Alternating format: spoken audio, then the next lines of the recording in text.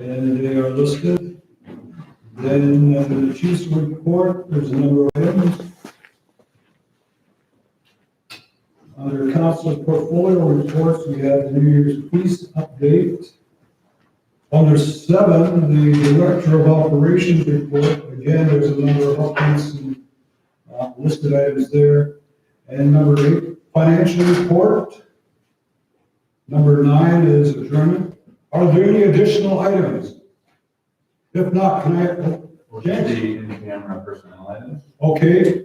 Please note there will be a discussion and some action as a result of some HR items we will conduct in camera. But What about the hunters? the hunters? Okay. You could include that under item 8.4. Squeeze that under the financial report. If there's nothing further, can I have a mover and seconder for tonight's meeting? Moved by Keenan, second please, second by Lyon. All those in favor? Carried. We have an agenda. Moving on, ready to visitors. We have Lisa swinging some bats here in the on-deck circle. Come on up. You like to sit Sure. here? Way up here.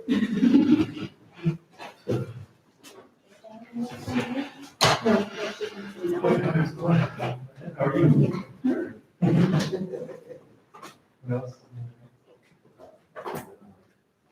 Okay, I'm going to let James, I guess, this time provide an intro. Sure. So this is Lisa Armstrong, and I believe I presented a proposal from her to council previously. We've retained Lisa to provide an analysis of the organizational structure changes that have occurred over the last year, primarily the 3 new program directors in the org chart that we're primarily operating under. So Lisa is a certified accountant and has experience as a director of finance at the city of Sarnia and OPG Incorporated prior to that. And so we're expecting some results by January if we stay on target. And so I think I can hand it over to Lisa just for an update. We're still in the very early stages of this review. A part of this will involve interviewing staff and to some extent community members to look at some of the effectiveness of the new structure, as well as a financial review to look at cost benefit analysis from that perspective in terms of how are we funding the new positions.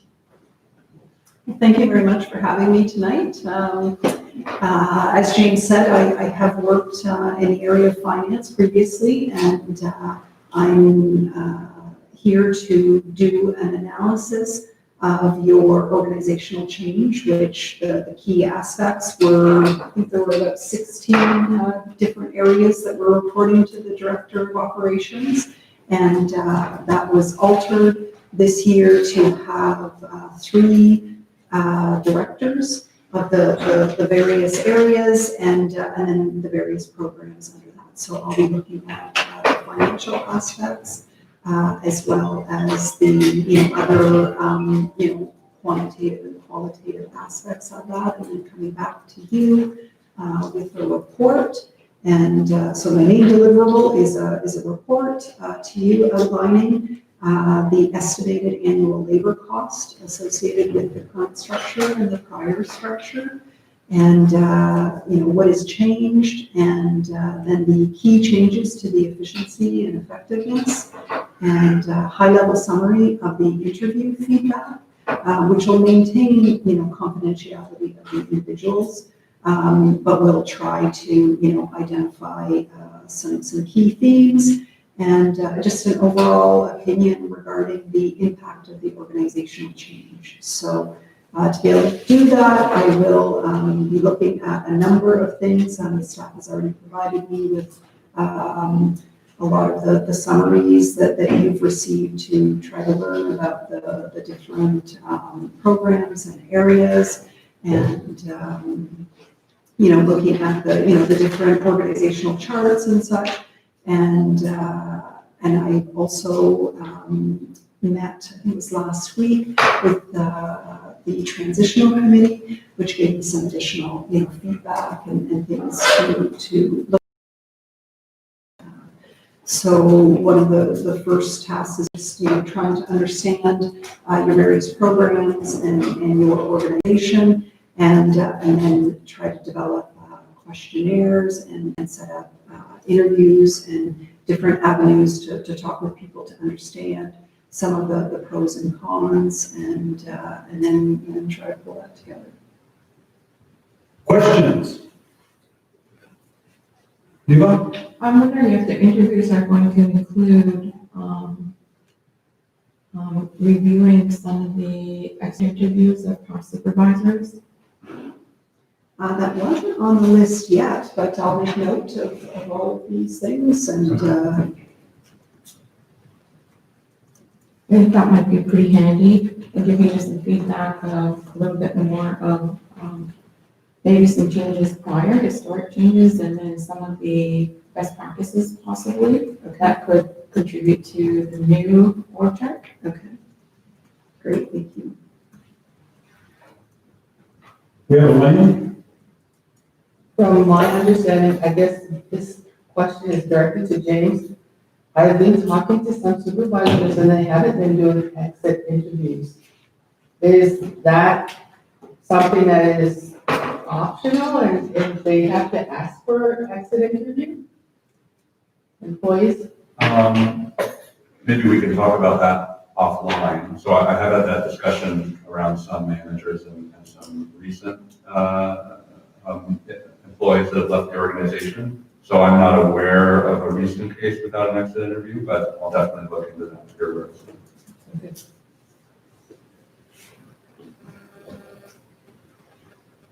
Additional questions, comments? And to make certain, Lisa, that we are going to be looking at, I guess, the sources and uses of funds, I guess, for the various positions as well, but to try and get a handle on the amount of own source revenue that we have to utilize towards resources as we go forward. And please remember that part of this exercise is to try and give us a bit of a understanding of where we're at, I guess, in terms of a situational assessment as we enter into negotiations for our 10-year funding agreement. We have to be absolutely certain that we have the positions that we need as we enter into this agreement, and a clear understanding on what those positions are going to cost over a 10-year period. And if there's any cost implications as to the use of own source revenue for those positions. Hopefully, own source revenue will not be a factor, I guess, as we go forward in terms of resourcing the various positions within the organizational review.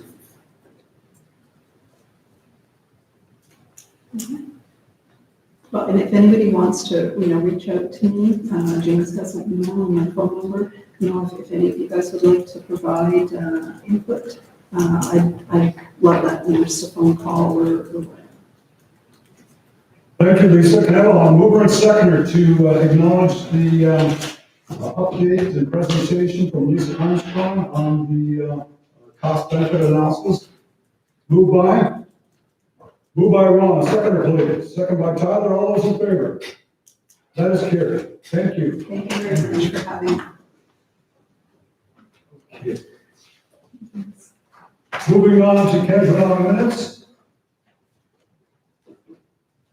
Our first look is at the regular council meeting minutes of October 27th. Any questions on those minutes? We've had adequate time to review them and to hold questions. I see none. Can I have a mover and seconder for those minutes? Moved by Burton, seconder please. Second by Cody. All those in favor? Those minutes are carried. Moving on to 4.2 special council meeting minutes and the gas station update. Questions or clarifications on those minutes?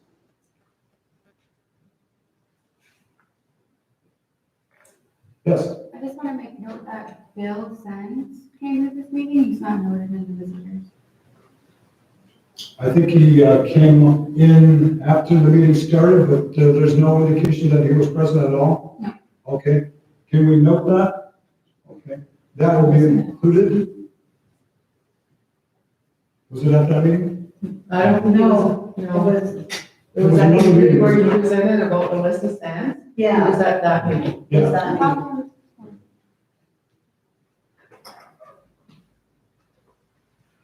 You got it, Leanne? It was the 27th. All right.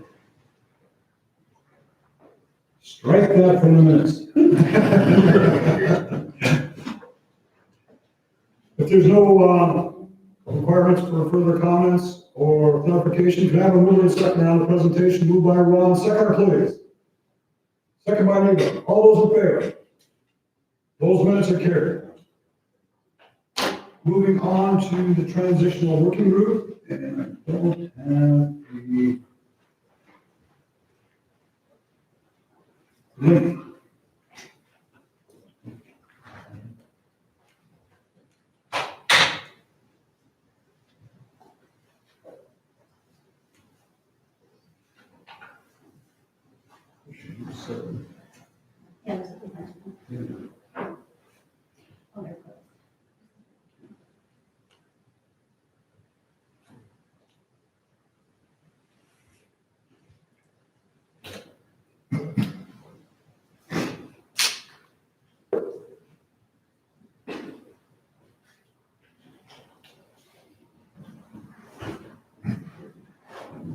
Oh, here we go. Thank you. Okay. Okay, we had a number of transitional working group minutes beginning on September 21st, as well on September 22nd, I believe it was a carryover, as well on October 5th, 2020, again on the 19th of October, again on the 26th, and most recently on November 9th. And primarily the focus of them was to deal with a number of issues, outstanding issues, I guess, that we wanted to assist along. One was the bringing on board of Kathy Martin, the new Director of Lifelong Learning. And we also found out that she has some commitments, I guess, in terms of her home community, and there was a delay of when she would be starting up with her duties within the community. James, do you have an update on her status? She is en route this week and she'll be back in the office Monday. Thank you. Any questions on the minutes of September 21st? Yeah. Just a typo, I guess, on, underneath. Oh, it's under scheduling a council meeting, and then 1, 2, 3, or paragraph just says discusso. Just change. Okay. Note that change.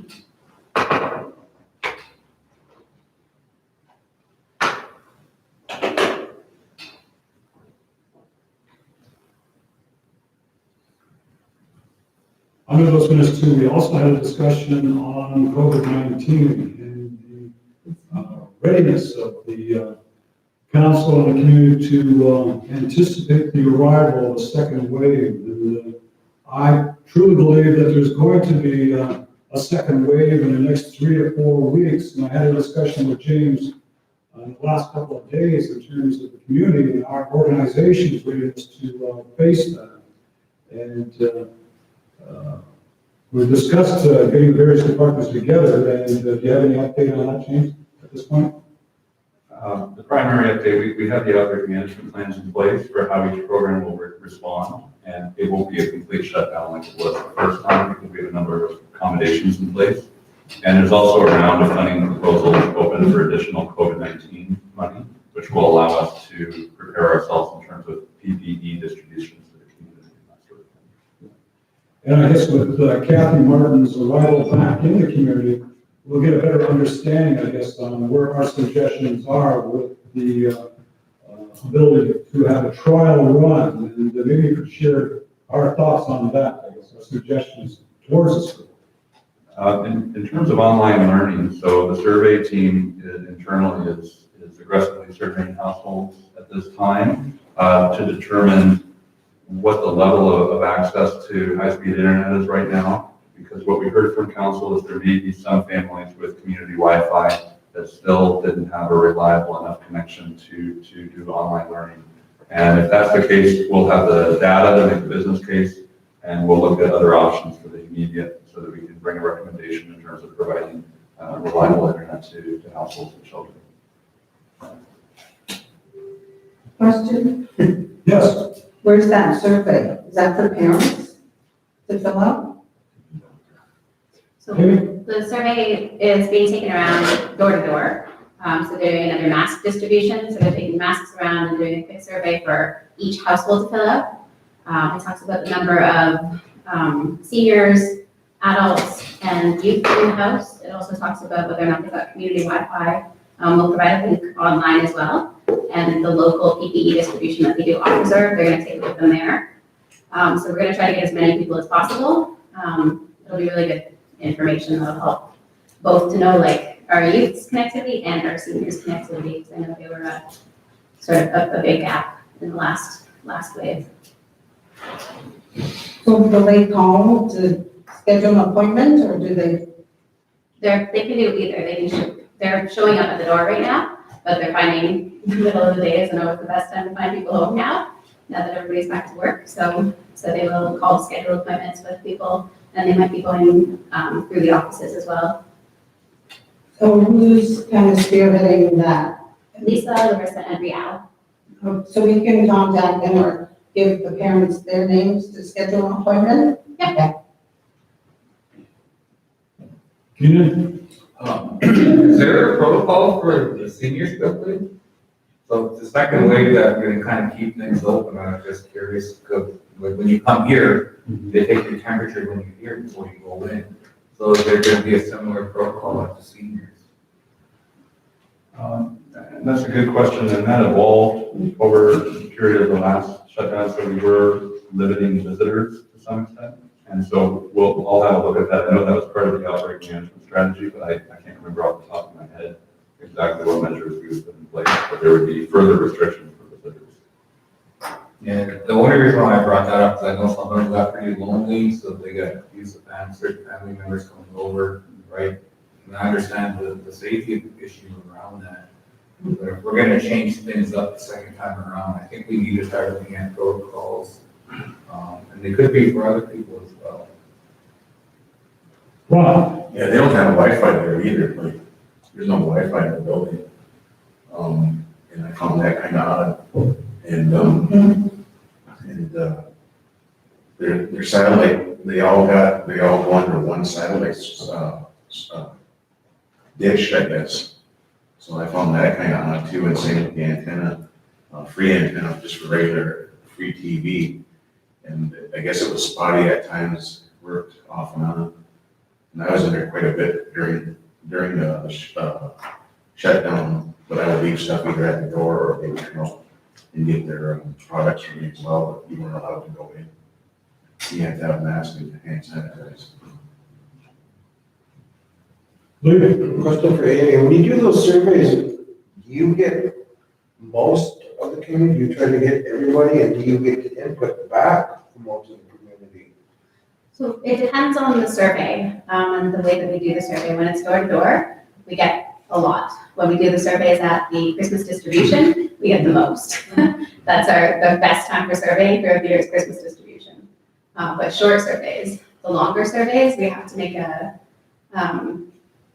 it's a different process. You have to go to all the community events, you have to go door to door, you have to chase people down in parking lots, you have to, in order to get a good response. We average between 200 and 500 responses per survey. Cody? Is there a plan in place in case the COVID skyrockets in the closer regions on the outside? Do we have anything set, like filling up on it for assurance in case it gets out of control? Or are we just going to wait to that point and run around and see if the heads get out? James? Well, one thing we do have is the medical tent, if there's a hospital overflow, and that's something that most communities do not have anymore. So most of the municipalities discontinued that. So in that respect, we're fairly well prepared for hospital possible overflow, more so than most communities. I think it'd be a good idea to, have like maybe a package ready for you if you had,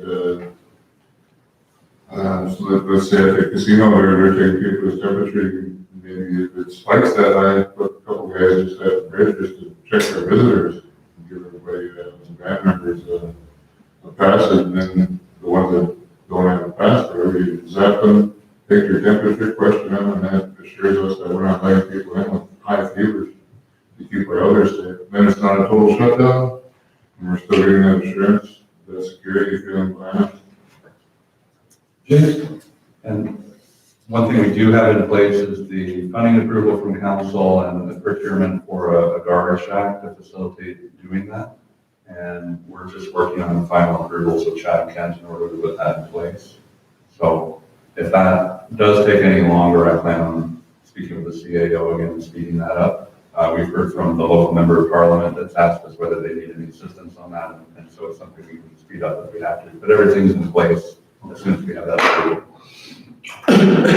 You tell them we need money? I think they know we need money. Lots of money. Any other questions? Marcia? Just a comment regarding the seniors and them not being able to get out. I volunteered at a counseling center, and we did check-ins on our seniors. We had them sign up, get their consent, telephone number, and whatever, and a good time to call them, just to do a check-in. How are you today? You know, what did you have for breakfast? Who visited you? Are you on medications? Did you take your meds today? That was a lifeline to those seniors, and, you know, it's sometimes they don't speak to anybody if no one goes to visit them. So we really need to do more for elders, and seniors. So that's just a suggestion. I think that's an excellent suggestion. Brings the question, I guess, what is happening with our community support workers? And that program there, I think that would be part of their function, I guess. Yes, and one of the things we identified was at least having telephone check-ins and having that open up to all elders and not just clients. But I'm going to be having that discussion with Dan when he's back in the office on Thursday in terms of bringing the rest of the workers back on home support. Good. Tyler? Just a suggestion, thinking about that, might want to utilize the help team as well. I think that's fits right into their bill and their requirements. They'd be nice to that. They're all volunteers, including myself, to just make a simple phone call, right? I think that's a great idea. So just think about them too. If nothing further on those minutes, what we were doing in our initial meeting, there was trying to get a handle, I guess, on some of these loose ends that we were left with from the previous council, and to try and sort through those, to identify some priorities and to pick up, I guess, on some of those points that they were dealing with in terms of the COVID-19, immersion issues and education issues, and some other items on dealing with education. If I could I have a mover and seconder for the recognition of those minutes? Moved by Keenan, seconded by Aniva. All those in favor? Those are carried. Moving on to September 22nd. Oh, I lost it.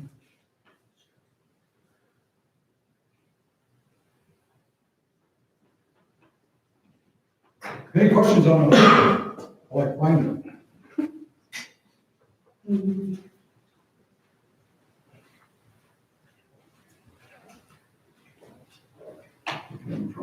Drawing that up here. Yeah.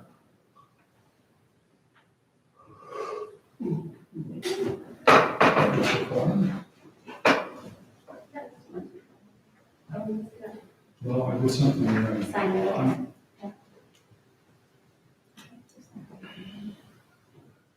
Oh, there we go.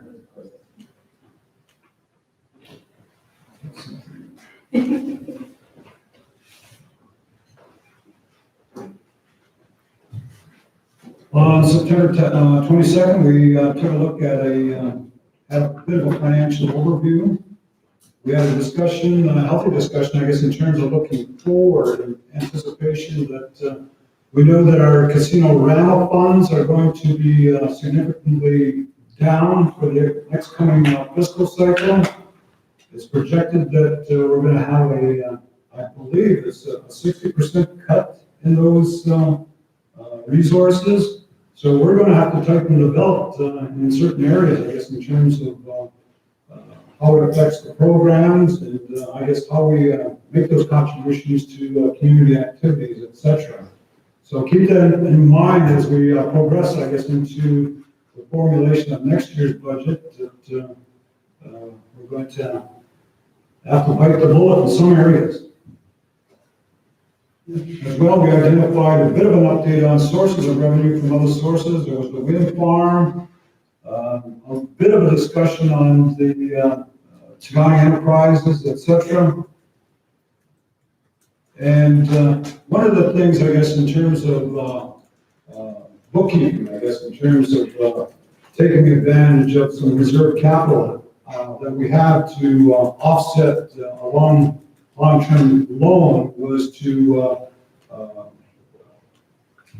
put that loan, I guess, to rest and to look at creating a more positive cash flow in terms of creating more cash on a yearly basis without servicing that debt. And you want to explain that just a bit further? Sure. So two of the things that the previous council had done, one was to draw down the Ottawa trust account, which stood at probably, I want to say, around 8 million in Ottawa. And that was earning a very low interest rate, something less than 2%. So it had been growing very slowly, not keeping up with inflation over the years. So the previous council drew down that fund entirely. And there was also a cash reserve as a result of the annual dividends that were being produced by some of the wind investments. And what council chose to do is take the bulk of some of those dividend revenue that had been sitting unrestricted year to year, as well as money from the Ottawa drawdown, and use those to pay down the debt on the limited partnerships of the wind farms. We're partners with 3 100 megawatt wind farms. And by drawing down the debt, our annual dividends will be increased by a great deal, by as much as $3 million a year over the next 10 years. So it'll be a return on investment. It'll pay for itself within just 3 or 4 years, and we'll have that reliable source of additional revenue moving forward. I think in the next audit, I don't know if it's in this year's audit, but there'll be a bit of a glitch, I guess, in terms of the balance sheet. But the following years, there'll be an improvement on the balance sheet in terms of more cash available to the First Nation. Yes, that's right. At the end of the day, you're taking cash and you're paying off debt. So in terms of our total wealth, it doesn't have that much of an impact.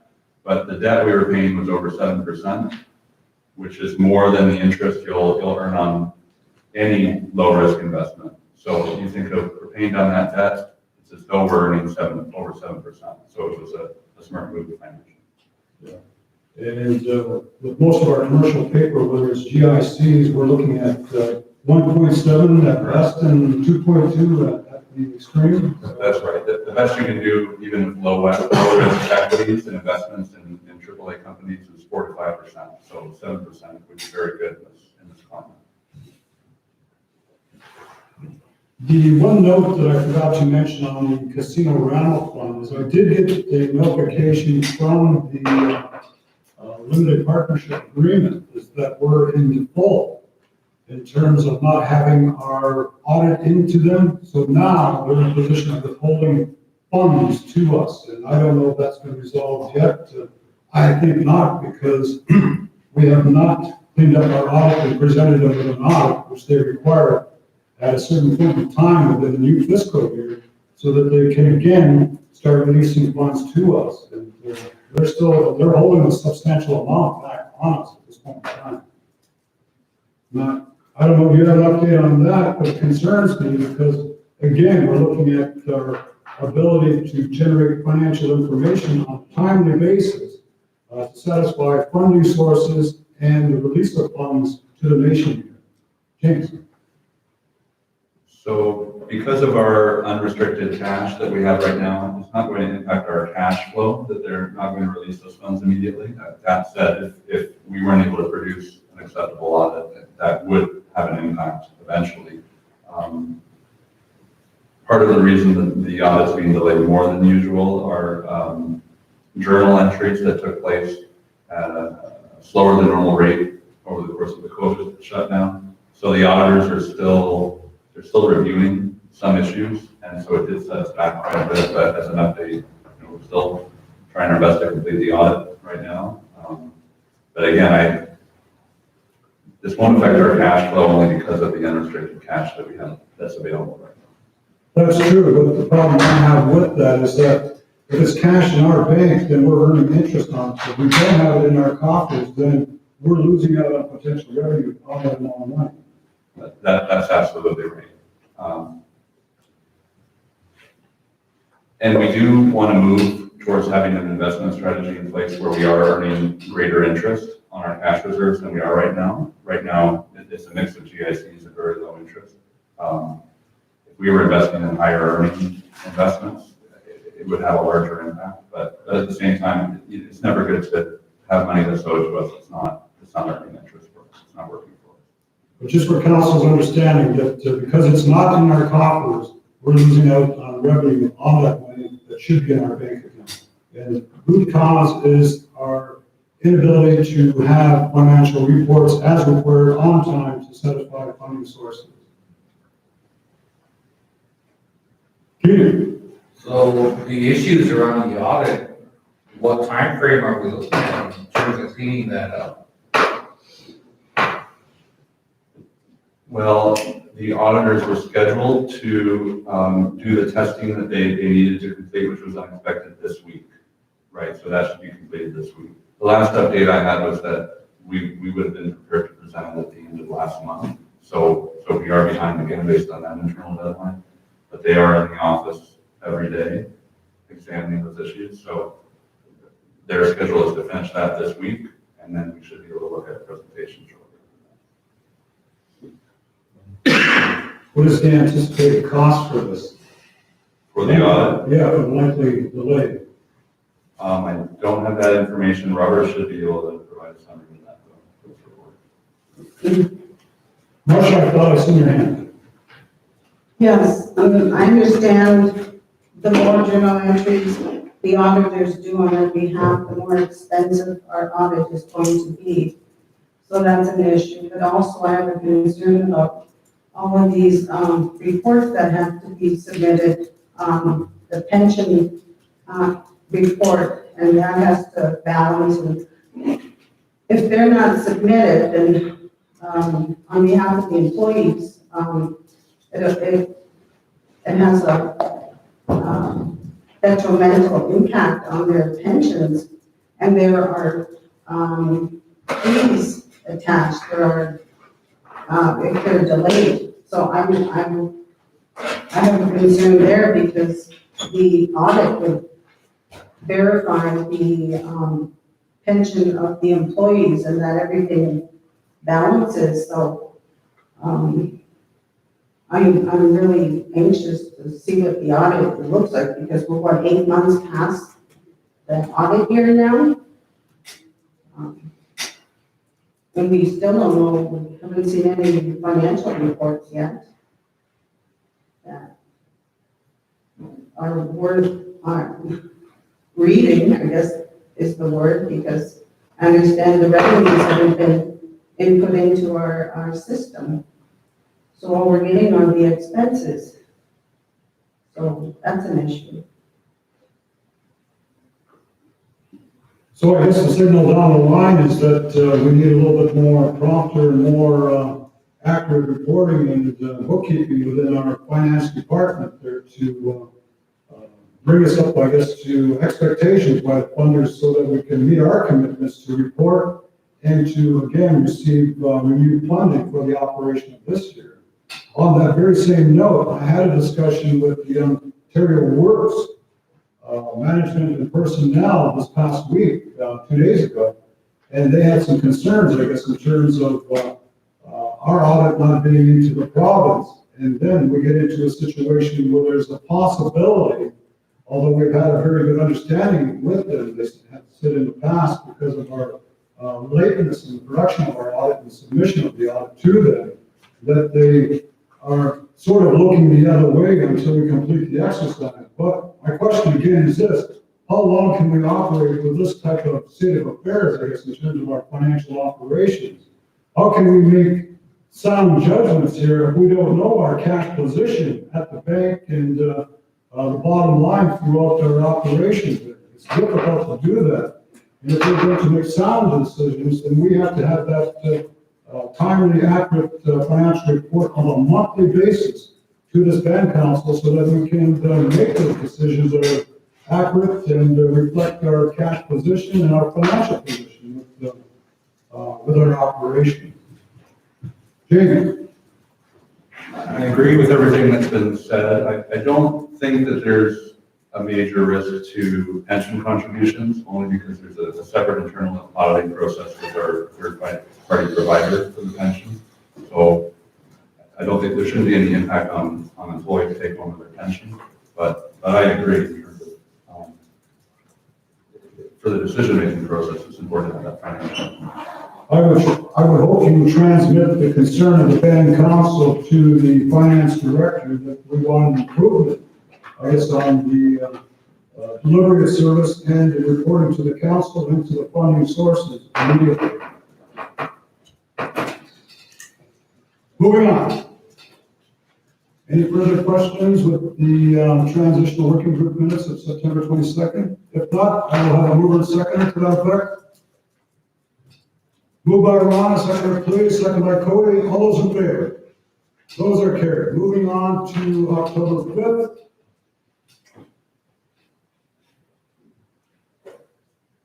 And that's when we had the initial presentation by Lisa Armstrong. James, did you provide council with the, I know you touched on it, but the background on where you met Lisa and the types of services she provided in the past? I know you shared that information with the transitional working group. Maybe you can share that on a more complete basis with the rest of the council. Sure. So she was the finance controller at OPG in Courtright for over 10 years. After that, she worked at the city of Sarnia for approximately 5 years. We worked together at the city of Sarnia for, I think, a year and a half. So at that time, she was responsible for preparing the reporting of an organization with about $200 million in annual operating expenses. And since then, she's provided her own business where she provides accounting services and business strategic advice to organizations like ours. And I do have her resume attached to her report. And just a little bit more additional background, I guess, in terms of the identified need, I guess, for her services. Some councilors will recall, I guess, the Deloitte report that was prepared back in 2016 or 2014 back then. It was a very comprehensive report, I guess, in terms of some of the mismanagement activities and looking at recommendations, I guess, out of the analysis to better improve the financial reporting and investments, I guess, for the community. But as well, there was a key component in there making recommendations on possible refinements, I guess, to the organizational structure of the band as a whole to make it more cost effective, I guess, in its operations. That was concluded, that report was concluded, I think it was about 43 pages in totality. But there was recommendations at the end there which required follow-up. And that's where we saw the dovetail, I guess, in terms of bringing on Lisa Armstrong to find those loose ends, look at the recommendations, and to see where we could find some internal improvements for the operation. Okay, continue. I'd say I reached out to her knowing that she was local. She has a very competitive rate compared to a firm like Deloitte or another accounting firm. So it allows us to get that kind of external expertise at a competitive rate.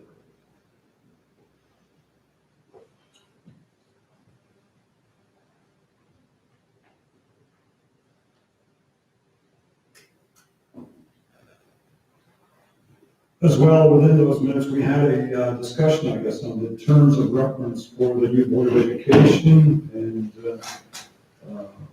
we would look at, I guess, putting a pause, I guess, in terms of drawing those initial terms of reference back to have Chief and Counsel and the Director of Lifelong Learning to have a thorough review on the status and shape of those new terms of reference that would be handed over, or that would engage us, the Chief and Counsel, with the new Board of Education.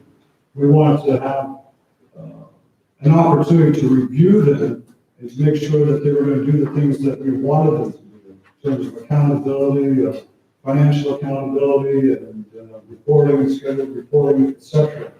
And just to provide the necessary oversight for council. Anything further? You want to add, James? Well, I think at that time we were discussing things like what we were going into some depth at that time with the draft terms of reference that Dr. Kathy Martin had prepared based on the recommendations from Neil DeBossage. And the decision at that point was to have a more hands-on review. So next steps will involve Dr. Kathy more hands-on working with council and with the transition group to implement those changes. Yeah. As well as part of that discussion, we also, that's where we generated the idea, I guess, to put a pause, I guess, on the Board of Education elections there, to give council that opportunity to review, I guess, the various reviews that were undertaken at the school, to take a serious look at the composition and role and responsibility of the new Board of Education. Again, to look at the review of those terms of reference in terms of the engagement between council and the new Board of Education.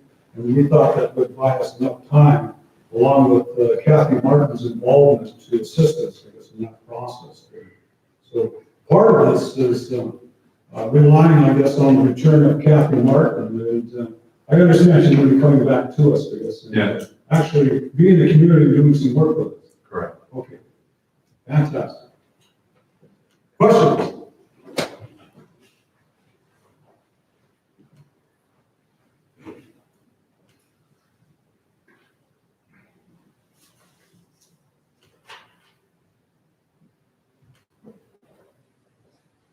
There was some discussion on some infrastructure projects as well. And I think part of it was also to deal with some consideration that I don't know if it's adequately captured there, but the review of the capital planning study. That we have to update that to coincide, I guess. It should be updated on a yearly basis to reflect changes, I guess, in terms of progress, in terms of capital infrastructure, whether it's buildings or fire hydrants or water line installations, etc. And on that, I've invited Kevin Martin we're going to be meeting with Kevin Martin next week. And he was one of the primary drivers in the establishment of our previous capital planning study. Burton's probably well aware of him and his activities in the past. I'm going to ask him to take a look at that and to look at updating for our purposes. And that should help.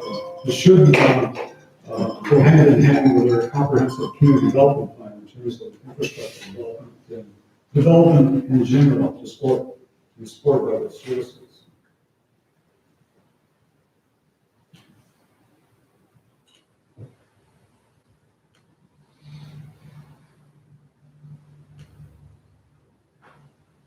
If there's nothing further, questions, clarifications, can I have a mover and seconder for those minutes of October 5th?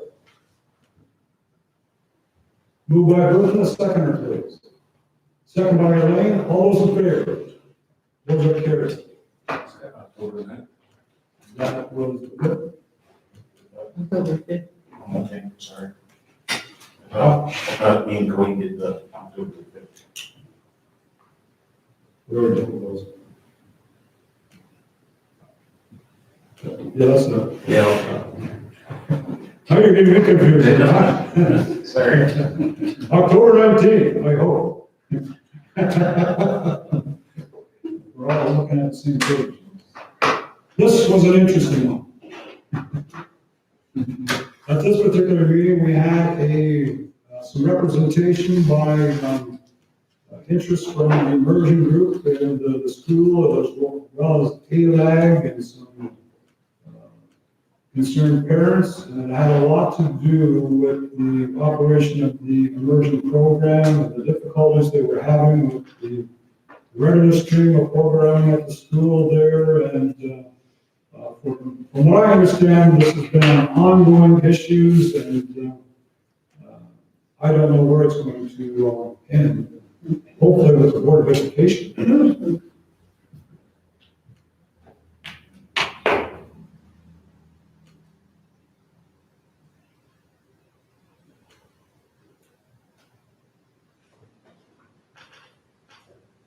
We did take the opportunity, though, to allow them to bring forward their concerns and the other issues that they had, that they were quite frustrated, I guess, in terms of their working relationship with the senior administrators, I guess, at the school there. And but I understand that that relationship, or poor relationship, has been there for a bit of time, I guess.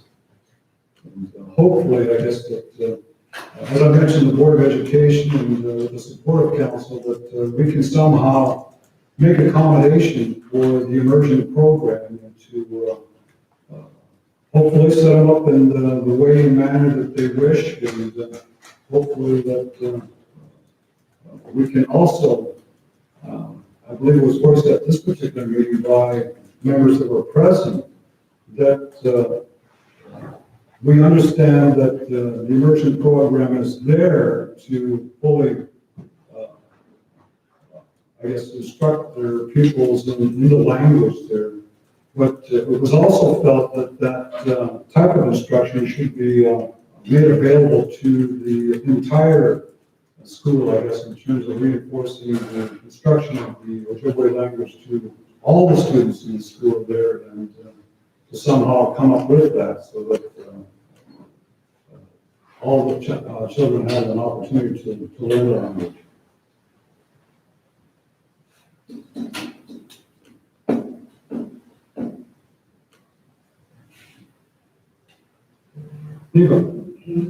Some of the information that was in your notes there in regards to some of their activity as the parents group is news to me, and I sat on there as a resource to that group. Yeah. Part of it was around them raising money.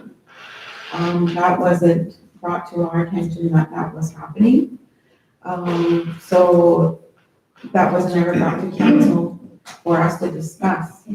The other thing was about them wanting to separate from the school. At that point, it was understood that there would be no separation, but that there would be recommendations and plans of their strategic plan and how they would see that rolling out. And that wasn't presented to us, and it was kind of slowed down due to COVID. January was our last meeting that we had with them.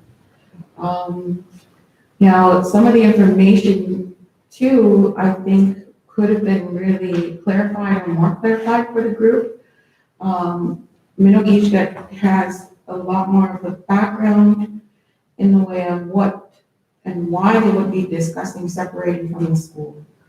More around how immersion works and how it's successful. So he had a gentleman from Hawaii come and discuss their immersion and how they went from not speaking the language in that area to full language speaking and generations back and forward, like it's everywhere, it's the language of their state. And how that happened there, how to implement those types of things here. Not only that, he had other studies of immersion from Canada and all across different First Nations as well as some other languages. So that could have been also very helpful to have a better understanding of the immersion. And I feel that maybe some of that going forward, maybe we could invite him if you see that would be helpful for some more direction in a more factual and evidence-wise practice. Right. I think one of the ongoing difficulties, and I'm glad you brought that up there, is that I think there isn't a common set definition within the community as to what immersion means, and fully defined with everybody agreeing to what that definition is. Some people interpret it as you go in there in the morning and everything is initial level. And there's no English whatsoever throughout the day there, but you're fully taught in the language. And there's some that feel that there's a necessity for some English, I guess, because we live in a modern age and we have to utilize that for business purposes, banking, and all these other activities that are required. And others feel that it is almost like a reinforced French language, I guess, in terms of its intensity. And I guess what I'm trying to say is a number of different interpretations on what is meant by immersion. And at some point, I think that we have to sit down with the educators and the various interest groups at the school to come up with a common definition of what is meant by this, and sort of resource, I guess, the best that we can do. Ken? Yeah, I was gonna say, I agree with you, totally. I had one of the parents come to me just the other day, and I got a earful of it too. And it was actually in the other direction. So two things that were brought up. One was that there was too much English being used in these immersion classes. And then the second one was the original plan for the development of the immersion. So it was supposed to follow the one generation all the way through. And somewhere apparently it's fallen off the tracks. Kids are kind of getting put into, I guess, other classrooms for different periods of the day, right? So where there's no language being used, just things of that nature. So the concern that was brought to me was that there was an agreement on the original plan on how this was to develop, and he said that everybody's kind of gotten away from that. So that's what was brought up to me. So I told him to raise it here once we start talking about it. And there was part of the discussion too, and maybe you as a little bit more can identify a little bit more than I can, I guess, that there was a band council resolution, I guess, that was passed by the council, sort of supplying instruction to the school, I think it was, that there was going to be a clear delineation, I guess, of streams there, that BK and AK were going to be totally separated, I guess. And I don't know how that was to roll out. I looked at the BCR and it addressed that, but it really didn't specifically spell out how that was going to work, I guess. And I think that's caused part of the problem, I guess, in terms of what the expectations or anticipated outcomes are supposed to be. Anyway. So I can forward you a memo from James himself that went to the education staff, stating all of what that included and who and how they would share resources and what they would include. So that was like a directive from the DU to all of education once that happened or once we started meeting. The VCR came to our table, twice, and we sent it back. One night, after Val and I did some footwork, brought back and presented to council, more of that information that Minnow Gage got shared with us. And then it was supported through with the VCR, that we would back them, further going with their organization, strategic planning, 5-year, whatever they wanted to, however far they wanted to go, as well as, the resources to do that. And, also we were having the educational review, had not been presented to us at that time. So, that VCR was signed or agreed to, and then I believe we rescinded it, and then re-signed it on another date due to some wording that was in there, and how it was said and then how it was perceived. So at this point, I think that VCR is still in place, for us to support them as, support the immersion program. But with recommendations from the new review, there may be a little change in how we would be presenting that in the structure, and where the Board of Ed would sit, where immersion sits, and we're reporting to who.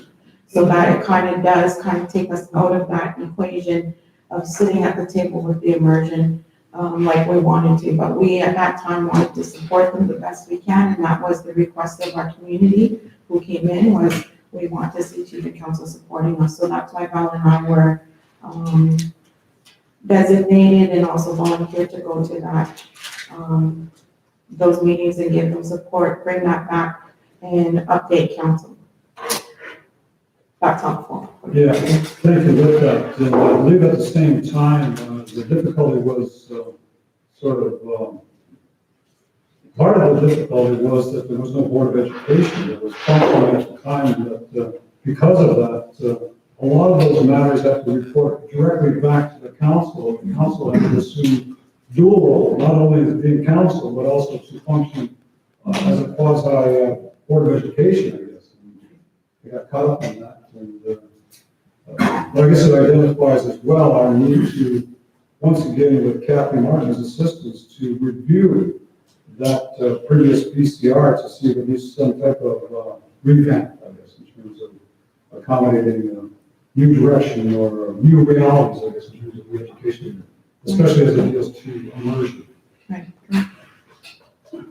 Keenan? Question for Neva. So, with that, the funding that you're speaking to is, well, pool specific revenue, right? The funding in regards to immersion or the funding seeking? No, to immersion. So the only funding we're talking about is what exists right now. There within education. There are though, and that was identified by the group Minnow Gage, that different sources of funding for culture, for language, that they wanted to pursue, in connection with the immersion coordinator. Okay, the reason why I asked that, so I can do that, again, same community member raised it with me about monies being received from Indian Affairs to support immersion, and was claiming this expenditure of funds. And they took it upon themselves to call Indian Affairs in that regards. So it sounded like I got a little leery of it. It sounded like it was starting to proceed down the legal lane. That's what was my concern. And I think that, part of that review would be something we'd have to speak to in camera if you wanted that background, because there are names attached to some of those incidents and reports. Well, my concern is that I didn't know where to direct them. Right, so I don't know if I want to, do I send them to the chief, there's the Board of Education, so I don't know who to send them to.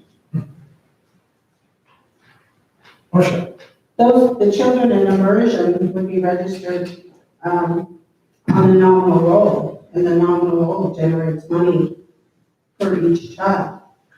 So we have one side of the story here that's before us, because those are the parents and the elders that came in. Since then, when we had the virtual meeting with Dr. Markman, we had the administrators here. And this program, because right now it's just an enhanced language program, basically, housed in the school. They were given a budget with spending authority for. So when they say we have to fundraise, I don't know where that came from. Because they had monies, they had materials in their school, they had stuff ordered for them, they had just like every other classroom, all of those materials. So, I don't know, what would satisfy, this group, because, I shouldn't go any further, but we since found out that they had resources. So this is just their concerns. I think you raise a good point there, I guess, in terms of resources there and what they're being used for.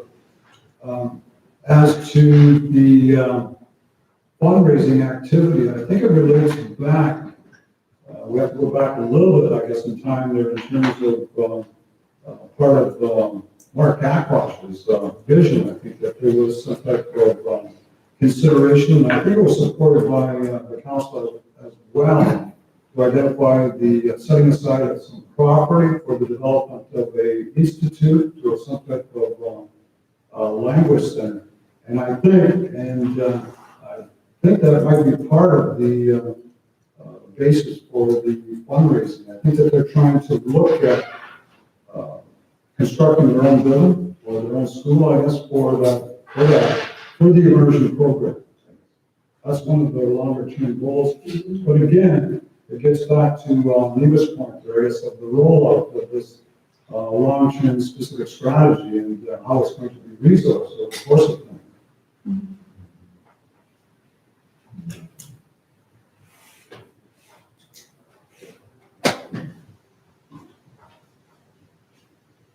No further questions, we'll move on. Can I have a mover and seconder for the October 19th working group meeting? Moved by Keenan, seconded by Lee. I just wanted to ask another question about yours. I've had a lot of people come and ask me questions about that too, and what it seems like to me is like it's becoming a battle of opinions and personalities now. I've heard money struggles, I've heard that, from what I hear is that there's a big separation over like how the people of the immersion program want it, strictly Ojibwe, no English, and it's created a rift in between all the employees there. Is there a way that we can get, like I said, some members from here, Russ, and people from the immersion to sit down? Because every time that we put it aside or we wait, it's just getting worse. Some of the stuff that I heard is really bad. I mean, really, nobody talks, nobody works together. I mean, it's becoming a war from what the people that I've talked to. And like I said, I know it's kind of one side, you got the immersion side, you got the regular side. How do we all sit down and try to figure out what's best for the immersion side of it? Because like I said, that's nothing, like in the last 3 weeks, just a lot of, frustrated parents, talking about the immersion side and what's going on over here at the school. You can say, this person's in charge, this person's in charge, but right now it's just festering. And like I said, how is it possible to work it out faster than we're going at this pace now? Yeah. My response to that is that we had decided at the working group level that we would best put that in our key educator, and that would be Kathy Martin, to bring all the parties together to try and work out some plan that's going forward. There's a number of issues. Marcia's identified one, I guess, key to all of this is the nominal role. Part of the representation at this particular meeting at the 19th, they had indicated to us that certain things didn't happen, that they were going to pull their kids out and that they didn't want them included on the nominal role. I don't know what purpose that serves, I guess, in terms of punishing the school and taking money away from the community for education purposes. I can't fathom the basis of that, but there is a number of other serious questions that have to be addressed, and in my mind, I would leave that up to Kathy Martin. That's her job, her responsibility, and I guess we'll wait for her to have a discussion with you and others, I guess, on how we can best handle that. James, you want to add anything on your part of that discussion?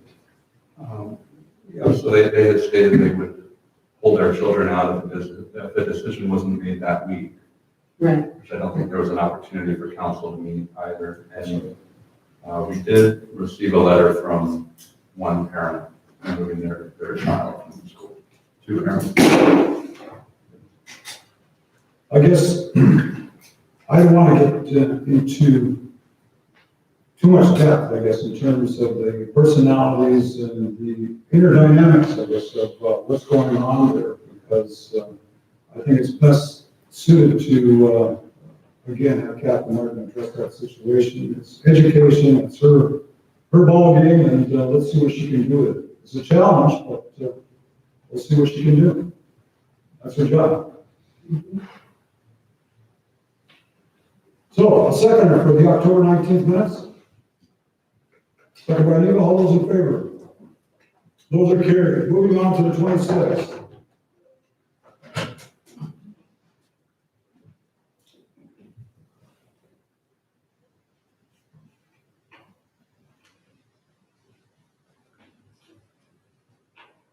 And this is where we started to get into some of the specific issues with Kathy Martin. This was by Zoom, and we started to break out some of the issues there and to present them or indicate to her, I guess, that there was going to be some work necessary in terms of the BK and AK arrangement and some other staffing issues, etc.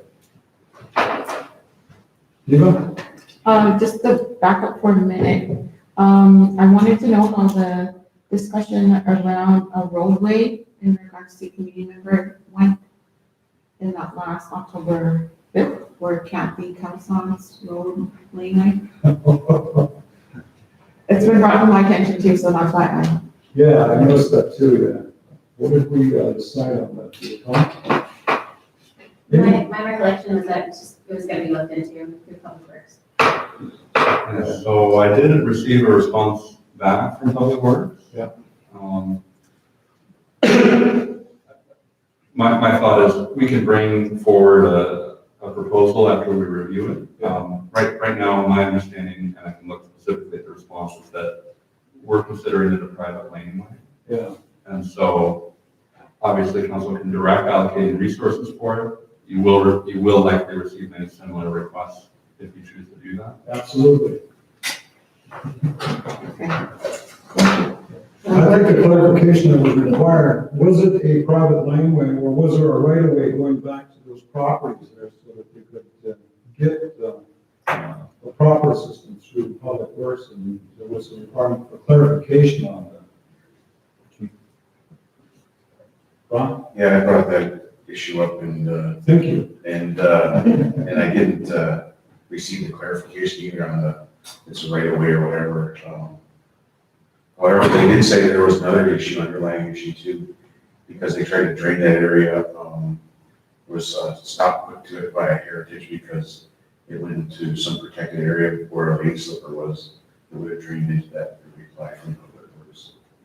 That was part of it, and then it was private property, as it's been alluded to. So there were some costs, I think, that they discussed, and if we're willing to do that, I guess, and I said, well, I was thinking maybe we should approach the people that laneways got the right of way and see if they're willing to surrender it to the chief, council, or whatever public works says a possible road or whatever, just food for thought. Yeah, I thought there was supposed to be some communication with the Heritage Center too, I guess, in terms of those species.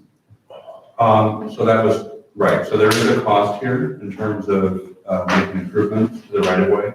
And Public Works clarified that in their original drainage plan, that would have alleviated the flooding issue of the laneway. Yeah. However, that was halted by the Heritage. As you mentioned, Ron. But I thought this was like a health and safety issues, and that's why we were entertaining it. Yeah. So we should be thinking out of the box, because if this is health and safety issue, then we probably have funding or money available for those such things, and I believe one would be considered an adequate. So, you know, my recommendations. Yeah, Now, as I recall too, when it came to endangered species, there was a way to mediate those problems. So I recall that coming up going back 10 years ago, and it was particularly around housing, where houses were being built, there was a number of endangered species there, so they moved them. So my question is, why can't that happen there? Maybe what we can do is pursue something where, is there an accommodation that we can entertain to move forward with drainage? In order to not deal with the cost of building up.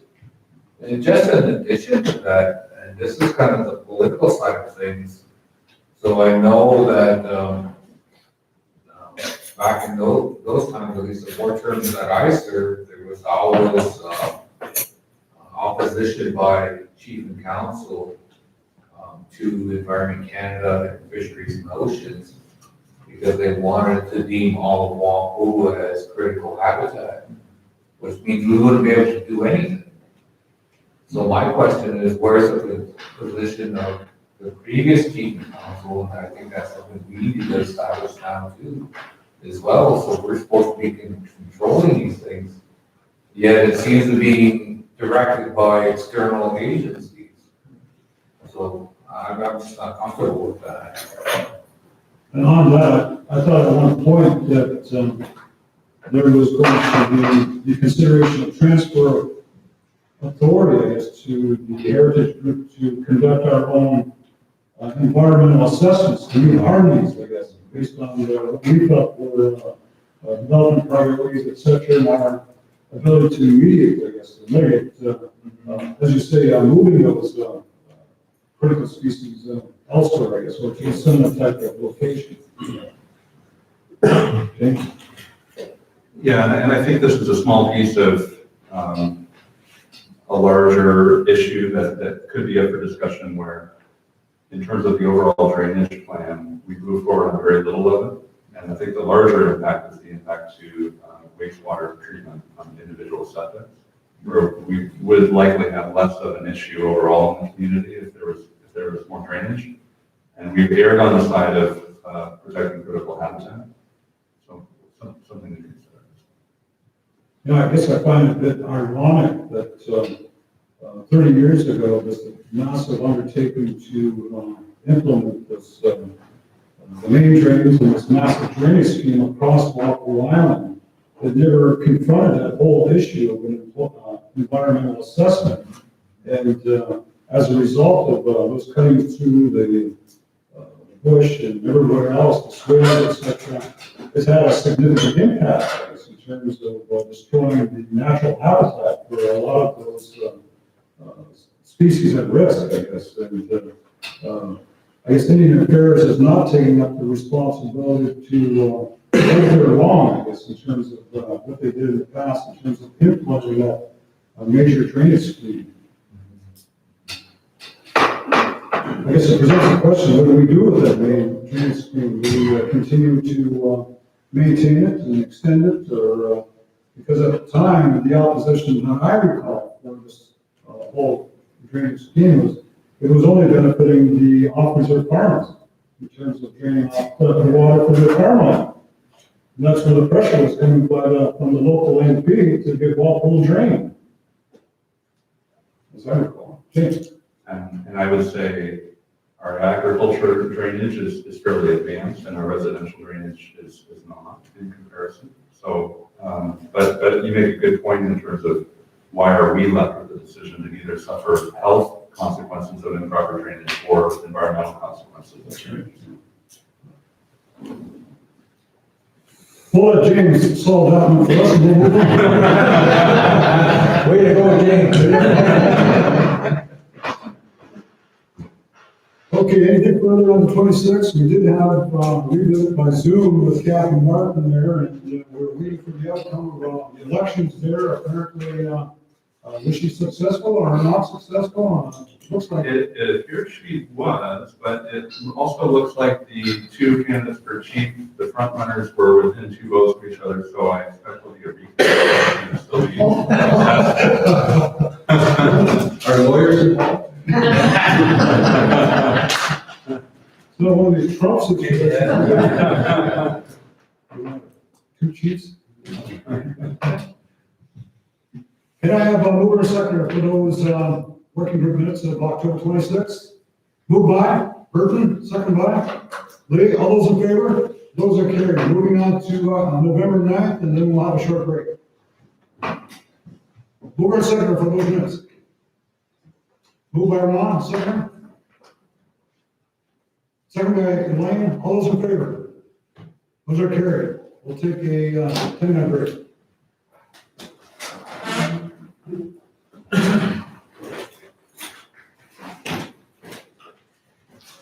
Well, thank you for your indulgence on that. We did cover a lot of territory with those discussions. Identifying some priority issues.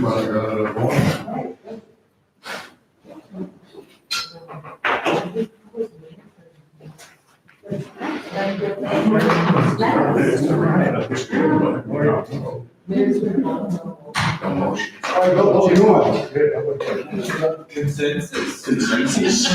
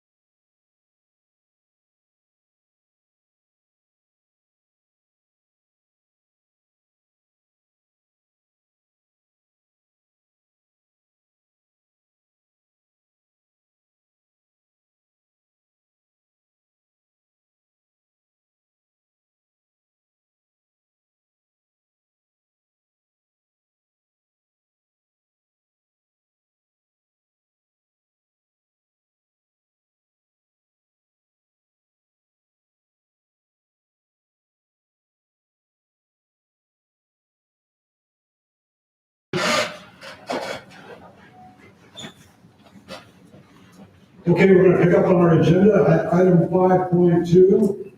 And we're gonna turn this part over to Amy, is dealing with the community hub project, the new expansion, YMCA, et cetera.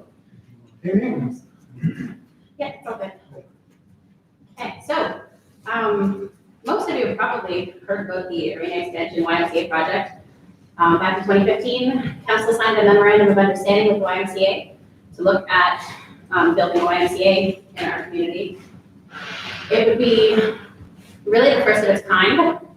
There's a YMCA on Membertou First Nation, but there's no YMCA that was built collaboratively. So the first thing we did was a market feasibility study.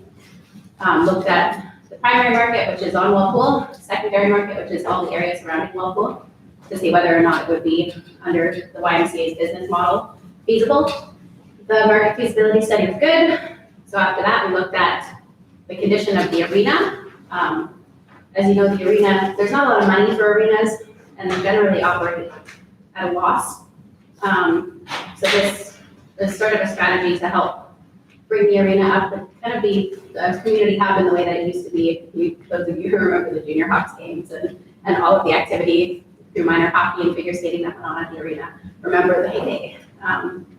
So this is a strategy to do that. We've undertaken a geotechnical study, surveys, a fair bit of work.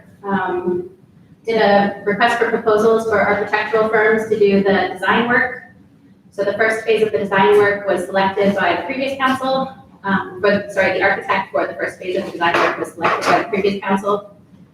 Did a lot of community engagement around what that design would look like, and got ideas from, we spent like a solid week of doing community open houses, events with the elders, events with the youth, events at the high school, with the St. Clair Catholic students, all over. I took all of that, put it into a report, tried to put it all into the design work, and then tried to pare it down to something that was more financially feasible. So we're at the point of being almost ready to present back to council. We've also been applying for grants and looking at the development of the business case for the overall, to look at the end of the day, what would it cost our community both to build and to operate, and looking at strategies to make it more financially sustainable. One of the things that would be really beneficial at this point would be 3D renderings, so that as we report back to the community and back to council, you can really see what that would include. So some of the main things that it would include are an expansion of the existing arena to have a bigger community hall, a youth facility in there. I'm sure you're all aware of the current state of the youth facility, and how that's been a need for a long time. There would also be elder space in there, YMCA space, and multi-purpose space, as well as office space. So what we're looking for today, the previous council approved of a campaign committee terms of reference. So we're looking for council's okay and recommendations on identifying the executive for the campaign committee. And we're also looking for council's approval for like 7,000. 360? Yes. For us to do the 3D renderings that will help both to report back to council and to the community, and will be helpful in the capital fundraising campaign for us to access things like charity and government funding for the project. Questions? Ken? Yeah, I guess, I was just looking through the notes and I was looking for, I guess, considerations around other uses at the arena. So I guess, because I remember being involved back when this was just in beginning idea, I guess. But the concern was at that time was there was a lot more funerals starting to happen there, and then wedding engagements and so on and so forth. So I think there was a lot of hall rentals in terms of birthday parties and stuff like that. So will things like that still be able to carry on there? Yeah, absolutely. So a lot of the community engagement did discuss funerals, because I think as a community we have pretty specific protocols around funerals. And as you know, like funerals tend to trump everything.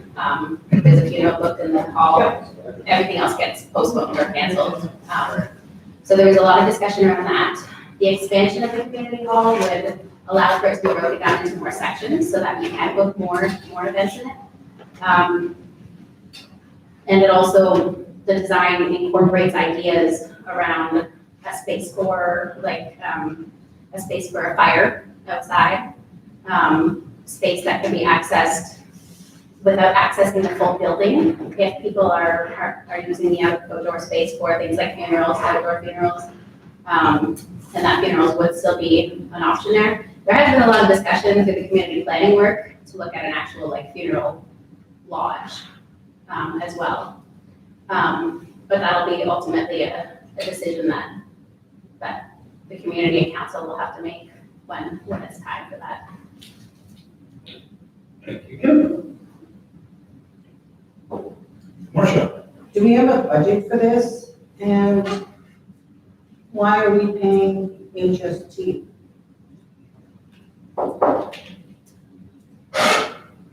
Sorry, the HST shouldn't be on there.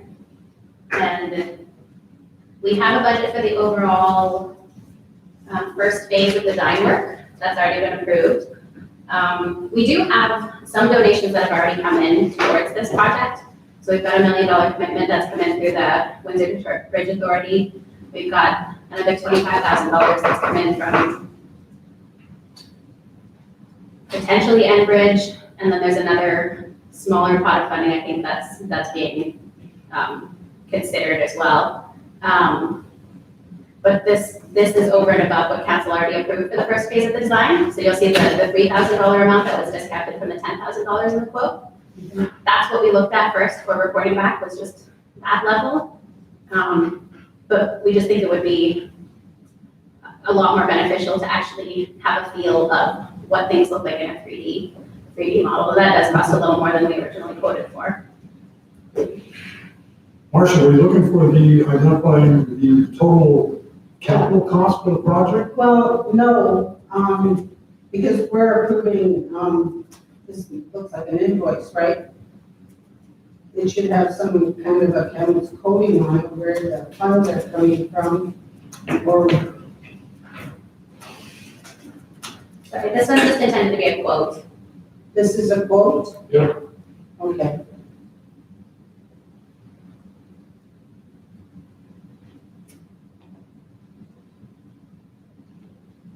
And it's good for 30 days, 60 days, or? They'll honor it for a while. You also note under executive positions under the VCR that, is this a VCR or just a glorified planning council motion? It's a glorified land council motion. I was just trying to take into account that you guys are asking for things like whereas, the reasoning behind all of this. I was trying to include that in there. Background recital. Yeah. But do we have to answer those questions there now that's in parentheses? If you have any questions, any answers for them that you want to put forward right now, that would be appreciated. But if you don't have, James? I'm just thinking it says national political figure, that MP that's been trying to meet with you, that might be an icebreaker. That's a good one. Yeah. yeah, so some of you will remember when the original arena campaign was done. I think it was an MP at the time, or a former MP that was on the fundraising committee then. Well, actually, maybe it was a former premier. Yeah, I believe it was, not David Peterson, the NDP one, what was his name? Yeah. Oh, right, that's it, yeah. Cody? Is there a paper design or anything ready for review? There's some, we're still paring it back, to be honest. Like blueprints and stuff like that? Yeah, the first exercise we tried to do was to include everything that everybody said. Okay, Because the community had amazing ideas and they can be used for other projects. yeah. They had so many ideas and they were really good. Yeah, But I was just gonna see if it had like a training facility, because I have a buddy that teaches MMA, and he's willing to come down to Walpole and teach it to First Nations. yeah, there's multi-purpose space for classes and things like that. in there. Oh, okay. Yeah, but we are still trying to pare it back to make it a more financially feasible project. Was there a ballpark cost for the idea of the big facility? Yeah, so originally, the request for proposals contemplated 10 to 12 million.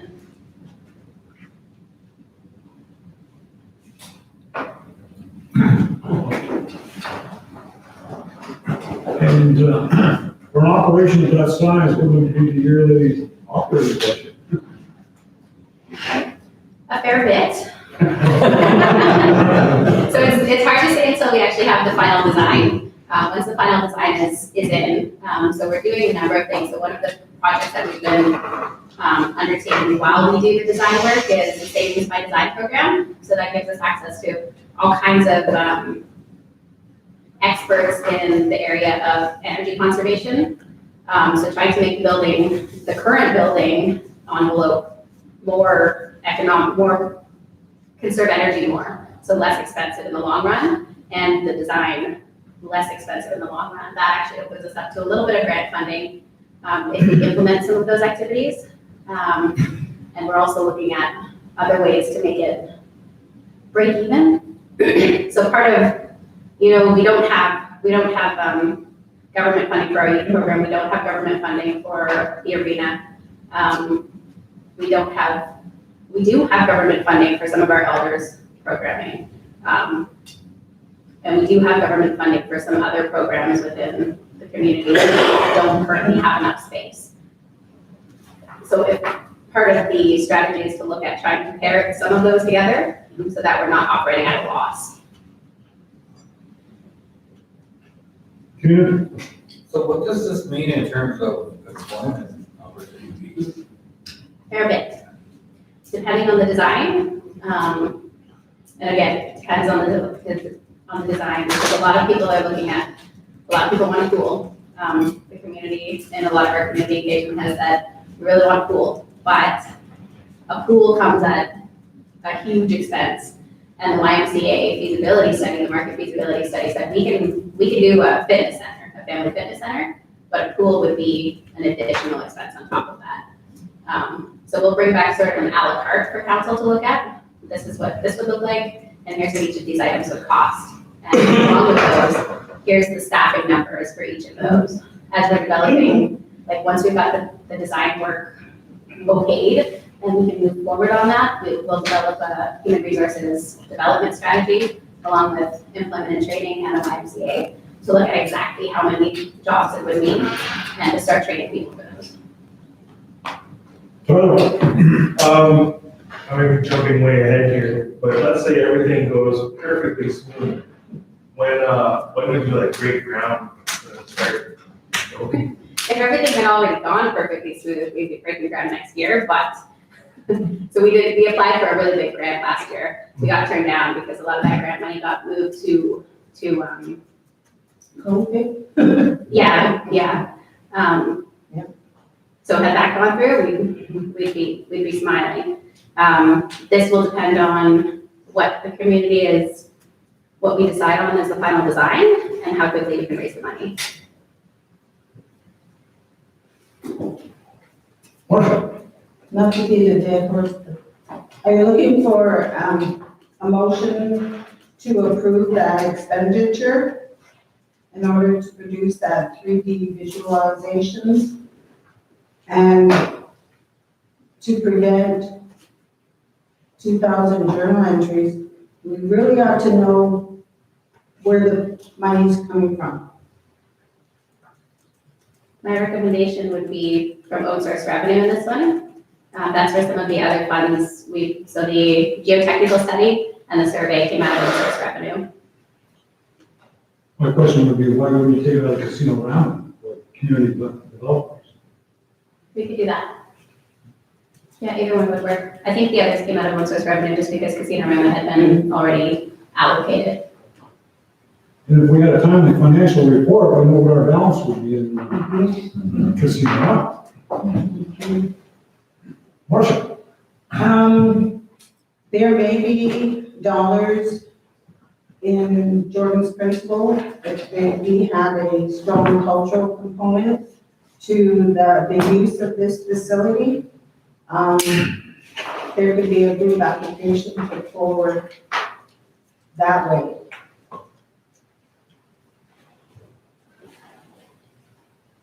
Good for that. I guess we know it would be used by addition house. Do it. In the original, quotes from Gloss, did they not have conceptual drawings and models already? Why do we need the 3D model? They did, but we originally went with the original, so it was a vignette level drawing, the 3D level drawings. They're just way better. Had we, going back and doing it over, we would have put that in the RFP. We just didn't know. And you use this primarily as a fundraising tool, correct? Yeah. Any further questions? I guess we can draw this discussion to an end. It's pretty clear, I guess, in terms of what she's looking for. Marsha? If we can't have a pool, can we have a hot tub? Please note that for the Big enough for a quorum of council. You might as well throw a sauna.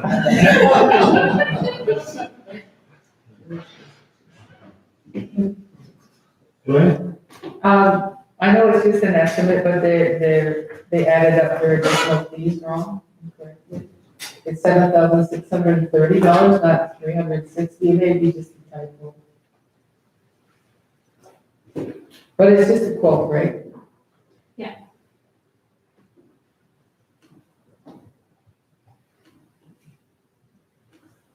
So it should be 6:30? Yeah. Okay. Thank you for catching that.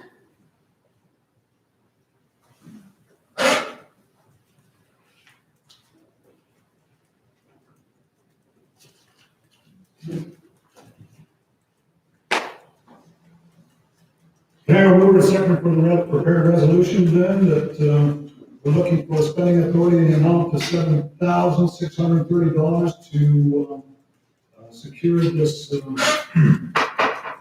fundraising tool as outlined in the motion there. And we will fill in the blanks later as to the chair, honorable elder, vice chair, etc. Are we gonna add, funds to come from Casino Rama? Absolutely. Casino it is. Now the mover for that effect. Moved by Keenan, second by Ron, all those in favor? That is carried. You're welcome. Cajon Trust. I've got a note, and James, I believe, got the same note from Rose John, identifying the need to have a meeting with the council. They have concluded their audit, as I understand, and they want, they're chomping at the bit, I guess, to make a presentation to the council. Plus, there's still some outstanding business, I guess, in terms of 2 council appointees to that particular board, trust board. So, I guess we could look at identifying a date for that. My only concern is that rather than going too fast with this, is there any need, I guess, I pose this question, is there any need to wait for the rest of the audits, I guess? Or you want to handle this as a separate package? Separately? Okay. I guess that'll give us time to pose some questions to the trust, I guess. Agreed? Okay. What is a date that anyone can identify on their calendars? So we're asking for a special, is it special necessarily needed, or? Yep, it'll be really special. Okay.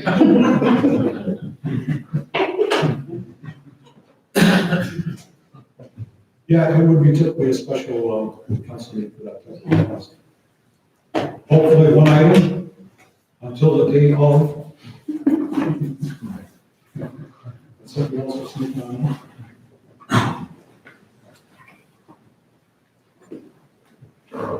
Any proposed dates? September 19th.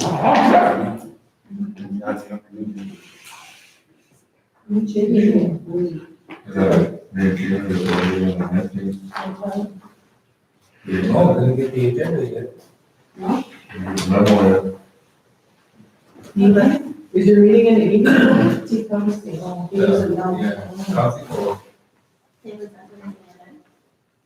no, I haven't received nothing, go ahead. Still in the fall. Other than this, nine. What But it's about on 19. what about the 26th? 26 good? That's American Thanksgiving. Oh, that's Oh, there's a football and stuff, right? We're not American. We get another chance to drink and football game. Time. What about the 25th? How about 2021? Somewhere around February? 20 works for me. 21st, 21st? 25th. 25th? Well, Friday, so 25th, November, The time. 5:30? 5:30 on 25th, is that? 25th or 6th? 25th, 5:30? 25th, it's a Wednesday. 2-5. The day before. We can't go shopping anymore. No, I know. That's right. But there's a I'm actually, I'm hosting a ground dance online on Awesome. Well, that's good. on the 26th. Oh. You expect council to participate in it? No. If you'd like to show up, you're more than welcome. It only makes you look better. Online. And that would be second. Okay, can I have a word and second to identify the date of November 25th at 5:30 PM to have a special council meeting to deal with the matters relating to the trust? Moved by Burton, second by Elaine, all those in favor? That is carried. Gordie Howe Bridge, we had a presentation deck and a Zoom meeting with, is it a Zoom or with, or was it team? Yeah. Team, yes. With the representatives coordinating the construction of the Gordie Howe Bridge project. I believe they've all been supplied with the presentation deck, and it's there for your reading enjoyment. Moving on, I'm sorry. Chief request the be excused. I'm gonna attend to my grandson Okay, and, I'm gonna go pick him up, so. you wish for your attendance and let the record. Yeah. You're excused. Okay, let's see, it's have a good night.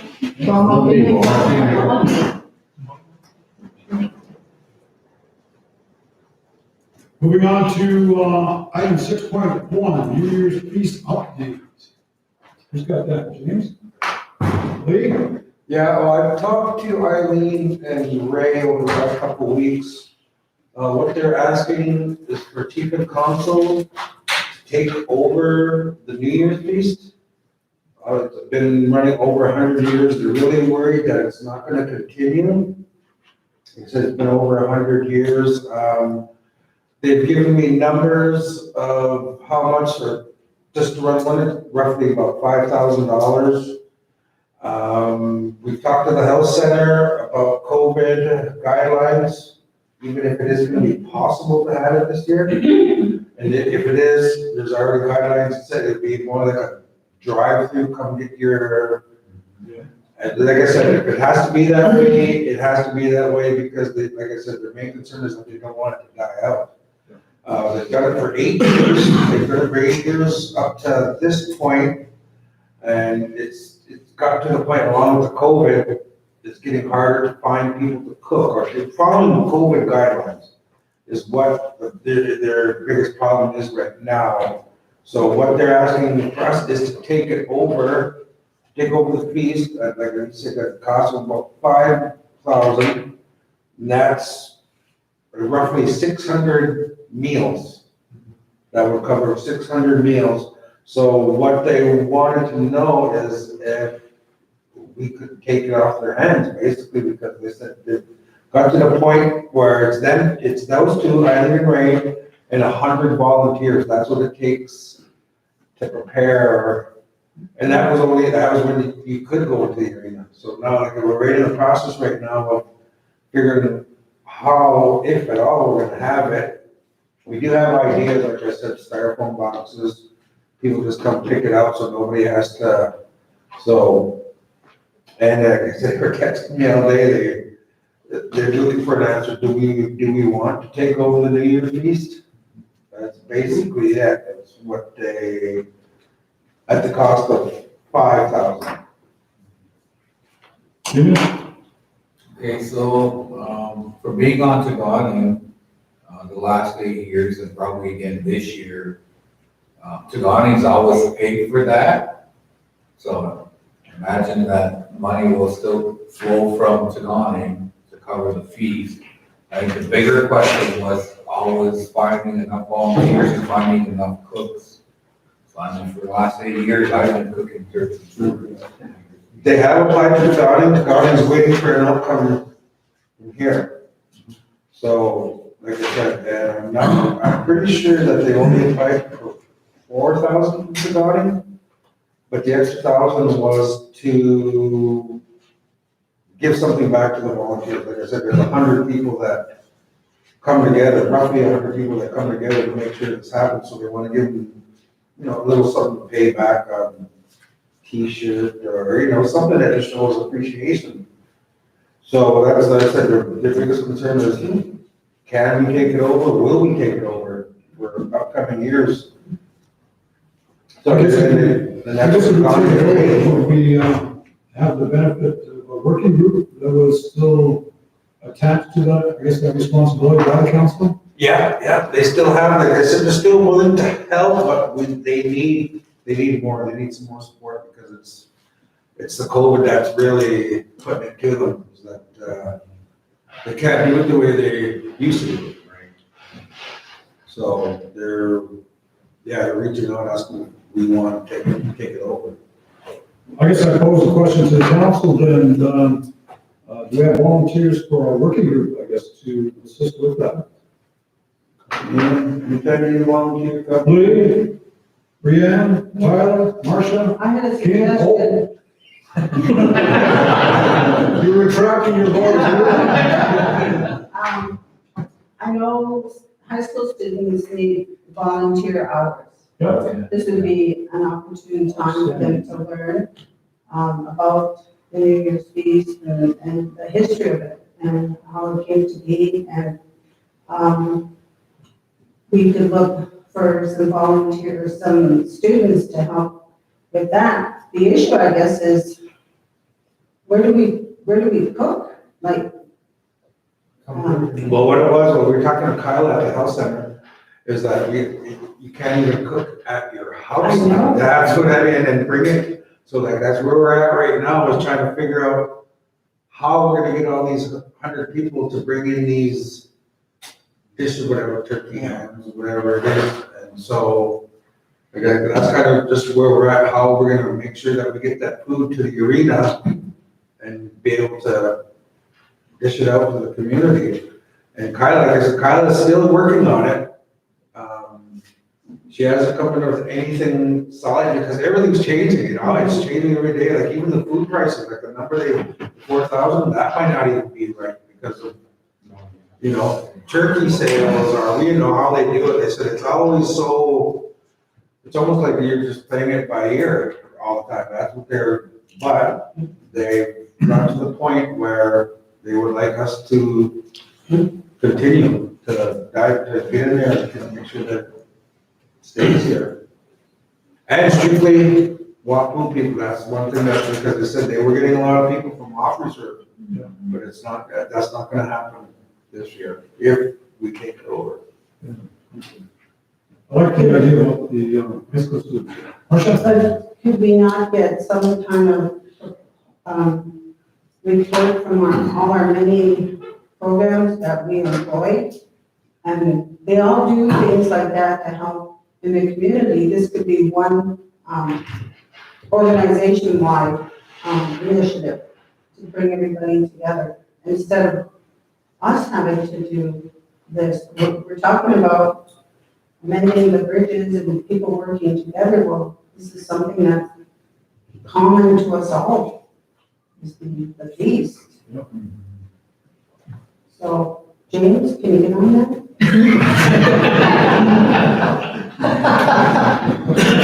Report back to council. Amy? Just to note, the difficulty there is that it's a holiday.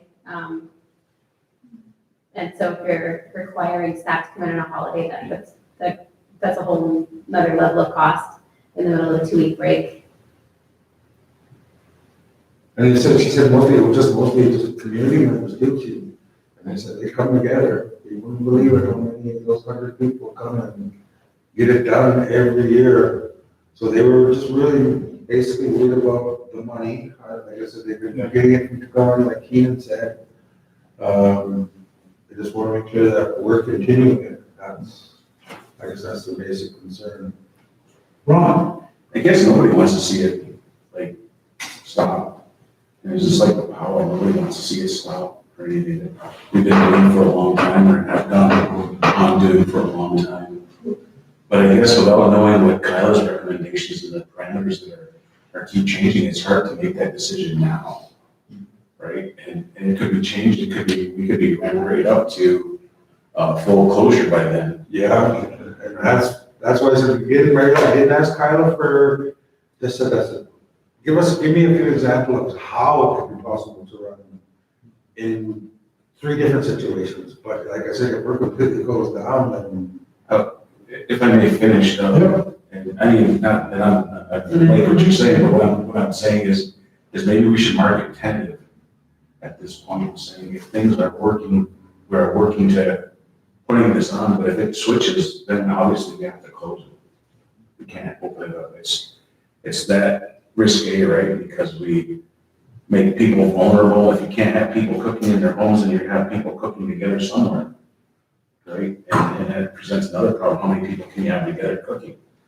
You know? So there's all kinds of other underlying issues that might arise that we're not fully seeing. I think we have to be very cautious on what we decide to do and not do. And I think community members will be understanding to some extent. I don't know, it's just something to think about.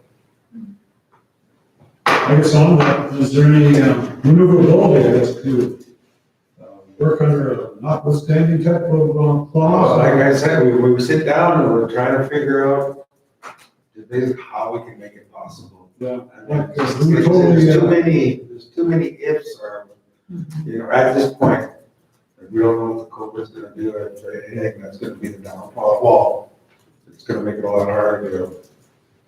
I guess what I was going to suggest is that, by saying notwithstanding, I guess that we understand that there's all these outside regulations and stuff like that. For this one particular day, that we would invoke an exception, I guess, for the community to pull us off, I guess, by whatever means necessary, I guess, to do that. And I'm sure that Kyle would like that suggestion, but I guess where is the tipping point, I guess, in terms of continuing on with this tradition and/or I guess, looking at adhering to COVID-19 regulations or whatever they are in terms of handling food, etc. Because if we can't cook at home, where are we gonna cook all these turkeys? Unless we order 600 meals from Swiss Chalet and chicken. Or Swanson. Like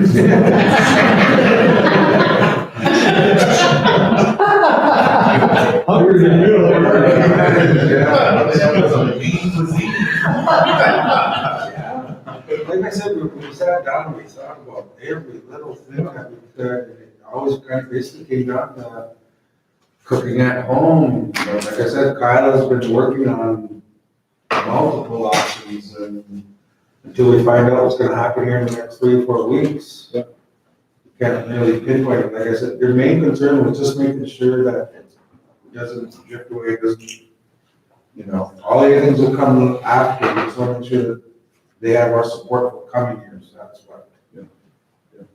I think I'm hearing a growing consensus around the table here that they want to support the continuation of the New Year's Feast tradition. I guess it's finding the ways and means to pull us off, I guess, for the benefit of the community.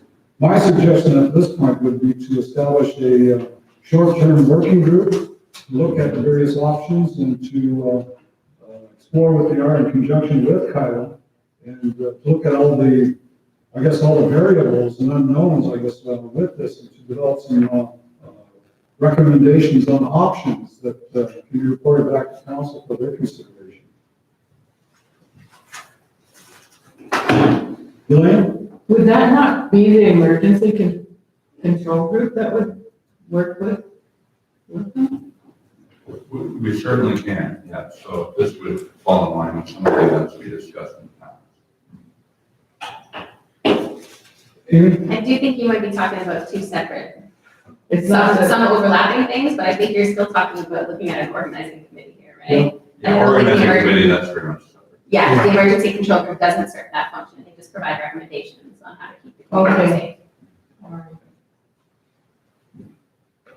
So I would rely on my initial suggestion then to formulate some type of working group to work with the existing people that carried on that responsibility for the last 8 years and to look at some type of cooperative transfer, I guess, of those responsibilities to the council. Any volunteers? Tyler? No. No. Sorry. No way. It sounds like one of the other concerns is funding, right? Yeah. We agreed that council was gonna provide that funding, that, like, I was there, but they're going up to $4,000 or $5,000. Because it is gonna cost a lot more because it becomes a handout type thing. It's actually gonna be a really high cost, just based on my little catering business that I've done before. Yeah. I just wanna make sure that they know, are we in support of that part too? Any extra cost?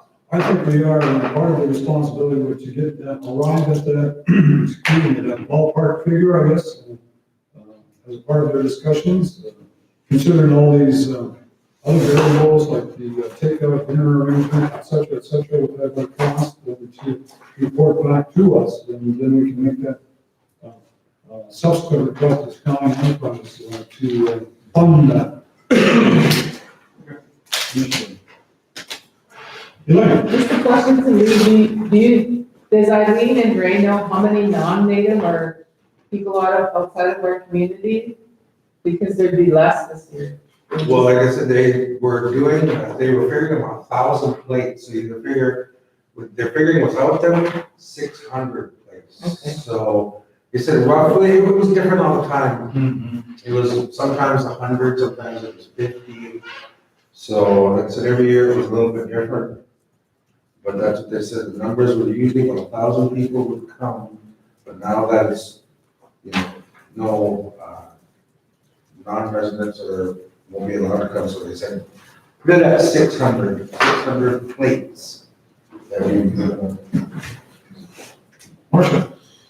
Can we, maybe send out, just a short little one pager, asking the community members, whether they are interested in having turkey dinners delivered to their home? And go by those numbers and then find out if we can have turkey dinners cooked somewhere and delivered, if we can't all be in the arena. Again, that'd be an excellent idea or a task for the working group. Oh, use my suggestion. Yeah, I'll continue to meet Eileen and Ray and Warren and Kyla. I think it'd be easier to almost strike a budget of a certain cap for now, and if it's over and above, then it comes back as a supplementary extension to that budget. 10,000 sounds like safe and all. Yeah, that's what I was gonna suggest. Yeah, because there was talk about, like you said, the styrofoam, they never had to do any of that, those are added expenses. And like I said, they're pretty much got that all together, basically just waiting for Kyla to give us some type of way, if it is even possible.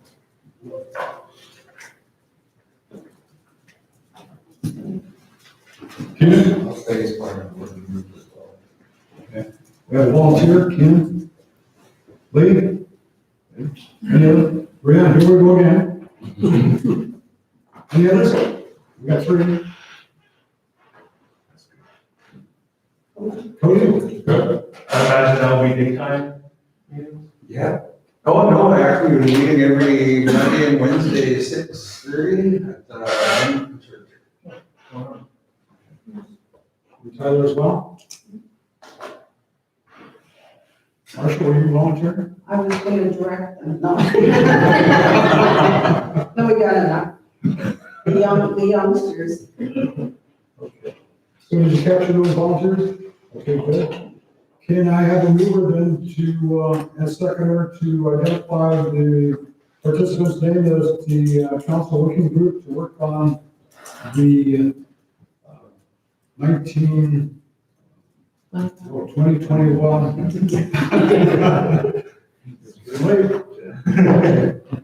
New Year's East, and that they work in conjunction with the previous group that was working with that.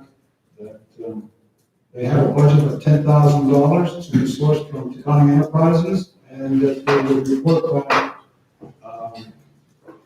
at the next regular council meeting as to their success in determining funding costs.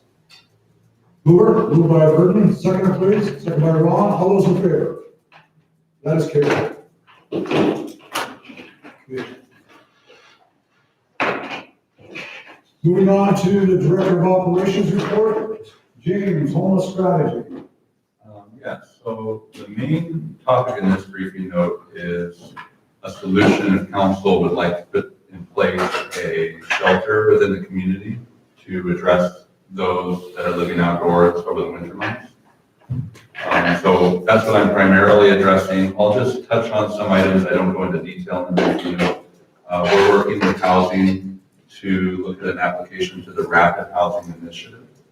And what that is, that's a federal program, and the aim is the deadline is within a month, and the aim is that announcements are made a month after that, and you're supposed to have housing in place with tenants within 12 months. And there's two different streams. One requires you to use modular units, and they have a preferred vendor for that, which is Royal Homes. And the other stream is to renovate or repurpose existing units. So if we have a commercial building that was no longer being used and we wanted to repurpose that into housing, say an old mall or something like that, we could use this funding stream for that. Because we don't have a building like that in the community, we would be looking at off reserve. And although that's appealing, it would be very difficult to do that in 12 months.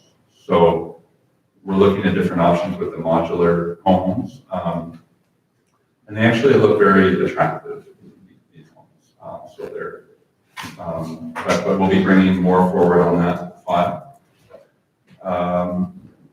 The other thing we're looking at that's not in the briefing note, I just want to make sure it's covered, is a request from the advocates for homeless, Beth Ann primarily, to look at ways to support family members of those struggling with housing and possibly mental health and addiction, who would like to provide some kind of housing on their property. And they had been talking to a company that produces manufactured sheds. But we're working with OW to either follow up with that possibility or another solution to see if our social services funding and welfare funding could potentially help support that kind of initiative if we're supporting private landowners that want some help getting some kind of unit for a family member. And that seems, in talking to them, it seems like that would address a large part of the need that's more visible right now. Was there anything provided for the homeless recently, last year, a couple of years? I heard there was trailers bought for some people.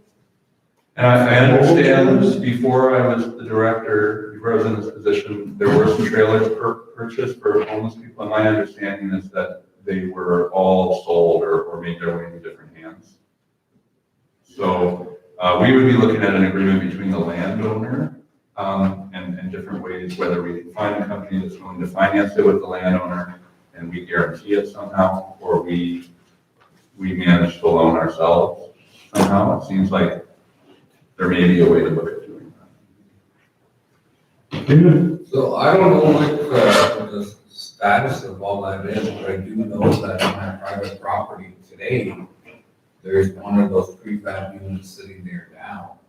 So I don't know kind of where that came from, but I also know that same group, they now have a GoFundMe page as well.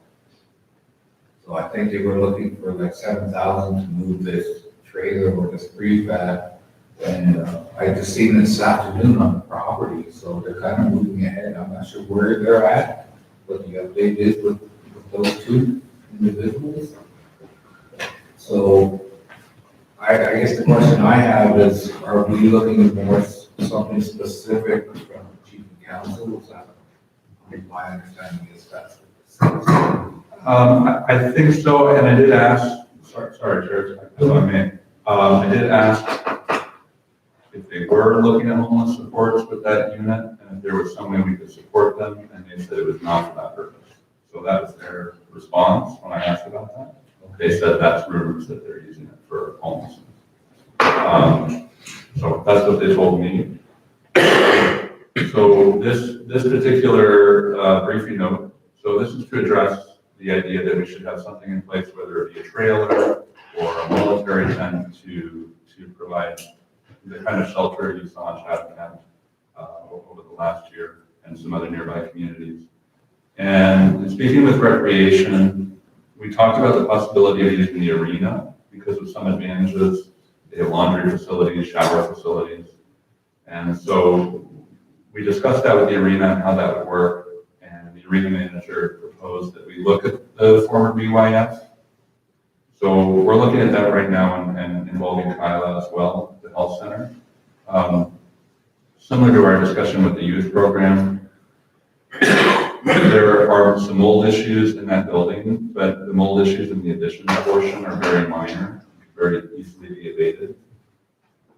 And we could possibly look into see whether the mold issues in the original building can be abated. If they could, you have shower facilities, laundry, a kitchen, they could be very helpful. The food bank is another need, and it could potentially house both if we can find a way to abate it. So we do have some community well-being dollars. We would need to investigate what the ultimate cost would be and whether it's worth either abating the original building or finding perhaps a way to use some of the facilities. If we can have the laundry hookups extended to the addition, for example, it would make it much easier to run that shelter. And then we would be looking at staffing it and making it available during nighttime hours with security guards and a cleanup crew. So the recommendation is that we continue as staff, look at renovating the Cajon youth facility. I have a recommendation here that council authorize us to use up to $20,000 of community well-being for this purpose. And if it turns out that we need more, we may come back here or we may look at other options.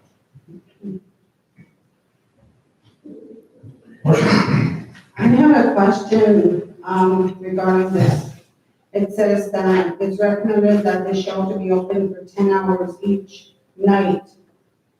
So it's closed during the day to the homeless? That would be the general idea in order to look at being able to staff it properly and to bring it in consistency with some of the models you see off reserve. Well, where would they go though? In the cold? And that was a question that came up quite a bit when the teepees were erected last year. And some of the concerns that staff had, certainly it was a concern when there was very bitter cold weather. And in those cases, there were a number of times we actually opened up a portion of this building to accommodate homeless people, and we did that 24/7. But staff always had a bit of a concern that people were in the teepees and they weren't leaving them. I don't know, we're looking at best practices at other shelters, and we can look at different models. There's always a possibility of looking at opening it 24/7, but that would be a different model. And it could make it a bit more difficult to enforce it adds some complications in terms of enforcing rules regarding substances and other things. It's something we could look at. Cody? A lot of the homeless that work within different areas of Ontario here, they have no purpose. They go to all these shelters all the time, and it's still an ongoing problem with them. So, what I'd like to see on our shelter is, have somewhere where they can get out the elements and stuff, but have them kind of set a goal for themselves. Like, we have no plumbers out here, we have no electricians, there's all kinds of trades that they can get into. Have somebody talk to them, listen to them, and direct them towards the right path. We could have a homeless person that's just down on their luck looking at the ground, thinking there's no hope. And then you have that little bit of purpose going, hey, you get off drugs and want to get help. We have the means for that. There's opportunities out here for you to go to school and training and get all these certifications and have a light at the end of the tunnel. That's what they want to see, is a light at the end of the tunnel. Right now, their tunnel's going straight down and it's pitch black. So at the end of the day, it comes down to purpose. A lot of the homeless that I see, they give up, and that's why I'm doing CPR on 10 people at the shelter the other night. They're injecting themselves with garbage because they're giving up. We need to show them a bone at the end of the stick and guide them to the right path. And, putting a worker there with them, coaching them, talking with them, find out what they want to do, and maybe say, have them achieve that goal by giving them that small house at the end of the term where they're getting clean, they're getting their sobriety, they're getting their counseling done and stuff like that. That's off the island, and all you hear is you can't help them, they have to want help themselves. Well, we're First Nation and we take care of our people, and we can help them our own way. Oh yeah. That's just my little thing. You guys can nibble on that for a bit. And to build on those comments, I was talking with the staff people just today down at the social services building, and they agree with part of your comments there, that there's certain individuals that whatever you do and whatever you present, they'll never take the bait in terms of pursuing sobriety, and they'll always be that way. But there are individuals, I guess, that if you give them that glimmer of hope, I guess, and that light at the end of the tunnel, that they will welcome addiction counseling and such like that. They have encouraged that we send them down there to pick up on the services that they offer, whether it's addiction counseling, et cetera, in terms of life skills, whatever they might need. And that we should be a little bit more forceful, I guess, in terms of presenting those options to them as maybe as a condition for staying there. But, there has to be some trade-offs, and there has to be some agreement here. It's just not a place to crash in the middle of the winter there and keep warm and such. You have to take up some responsibility for your accommodations, and maybe part of that is to seek that type of help and assistance from the lead and wow. I've seen in other communities where they opened up their churches. They had the little side building, there's the Anglican church, they have that little side building. And, obviously it may that be an option. That's probably quicker than trying to find some prefab building or anything, or like I said, what are those buildings other than Sunday? I mean, I imagine there's some few other things, but might that be an option? James? We had asked all the churches and they had all said no, and that was because of programming that they had went to in the morning. We were revisiting the arena, but the major drawback there are some mornings where programming begins at 7 a.m. And on those mornings, we would be asking people to leave at 5:30 a.m., which sounds unreasonable. So that led us to the BYF where without any programming, that's not a challenge anymore.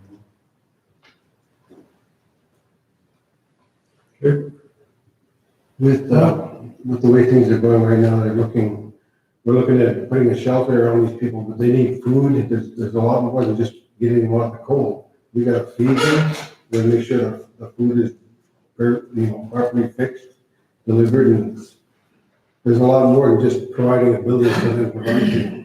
And I agree with going to the social services and talking to those supervisors and getting those more involved. What's saying why they can't go and sell their program over at the BYF if that's where they're gonna be going to? The programs provide all these options that we're talking about, the places to go, chances for employment, training, upgrading, that exists now. Let's take advantage of what we have and have those people going there daily if that has to be, and our supervisors making that happen. I agree. And I agree as well. And I think this by no means addresses the problem. But we do have a number of programs that have that mandate anyway, and we're continuing to look at ways of improving that. I mean, the goal is always to connect them with services. Many individuals are connected with services. One issue is many of the individuals don't declare themselves as homeless, but even that is something that we're looking at ways to overcome and still be able to connect them with services for homelessness. It's unique to our community. Normally offers if someone declares themselves as homeless and they're immediately eligible for these services, but there's still ways we're looking at working around that.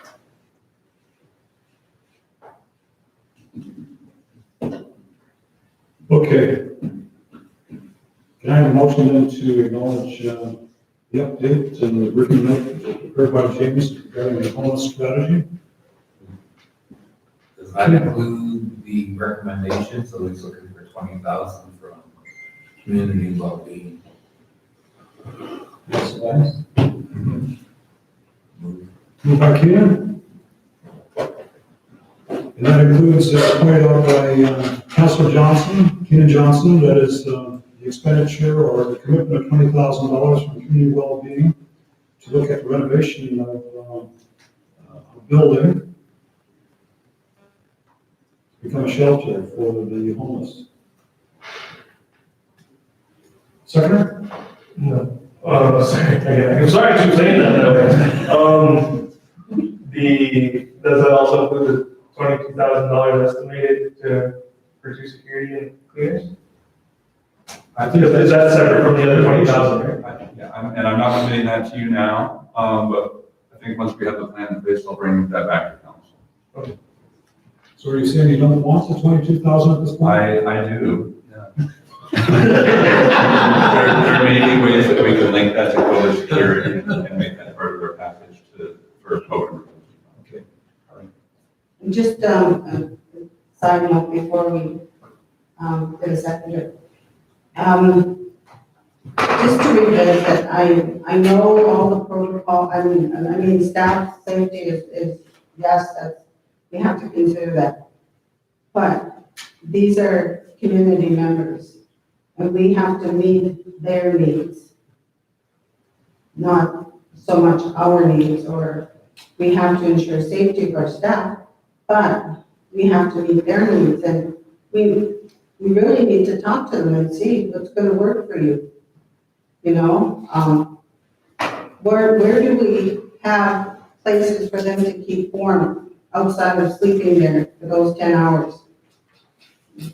Do we have a plan? Okay, you can go here and have your lunch here, you can go have a coffee over here, or you can go to this place. Like, I mean, it's gonna be freezing cold and we're gonna send them out, ship them off out after that 10 hours and put them out into the cold.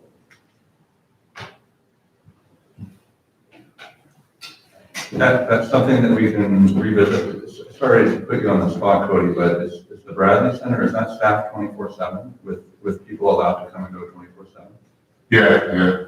What they do there is, they have security there for, during the nighttime. That's when most of the homeless go and do the drugs. So they're there before 10 p.m. They're good to go. They get breakfast in the morning. If they leave it between 10 p.m. and 8 in the morning, then the security doesn't let them back in. So the security is there from 10 at night till 8 in the morning. And then it's doubled at that time, so we have one roamer roaming around checking on the well-being of the homeless, making sure that they're okay. There's one at the door, and that usually determines, a hospital know if they're late or something. A family member a boss can drop them off and say, look, I had so-and-so working for me overtime tonight, and he's late on my behalf, so they have an excuse there. But they encourage them to, go to work, but they're there, they're open 24/7. They have a staff there to talk to them for their mental well-being, and they have the security there for the girls that are working there for their security and their well-being. Nothing's really scarier than working with somebody with needles and, deadly diseases, blood diseases, transmitted diseases. So that's why our key point is there to have security. But to set up rules to discourage them from using the drugs, to encourage them from staying there and using the facilities. And that's a key point, I think, when it comes to kind of controlling it. Well, Jack, Yeah, I did, there are places of safety that policemen take people that they find on the street, whatever, the designated hospitals, clinics, places like that, where you can take them, and they'll keep them out of the cold in a storm or something of that nature. I think that, and I don't want to impose on the health center, but the health center's got that room, large room on the side, it's got a little kitchenette there and stuff. Maybe they could stay there during the day or something. We supplied them with security persons. Just an idea, because there is they do exist on the mainland with other people. So. right. Amy, then James. I just wanted to ask, and only because Lee mentioned the churches, you said the churches didn't like the idea, but this is a church building, right, that you're talking about? Yeah, well, it's not that they didn't like the idea, but they said because of the program, they couldn't accommodate it. But they're okay with, They're okay with the idea. okay. So, and I think we can do more research and develop what it would look like in the daytime. And a lot of what you said is based on that model in Chatham sounds very similar to what we learned from Untitled Chapter. So we just have to do some more investigation with daytime. Cody, you got some final comments? I was just gonna add that I had a card from the shelter I work at in the truck. If you wanted that after, I'll be glad to hand it over. Okay. Okay, I'm still looking for a second. Second by Marcia, all those in favor? That is carried.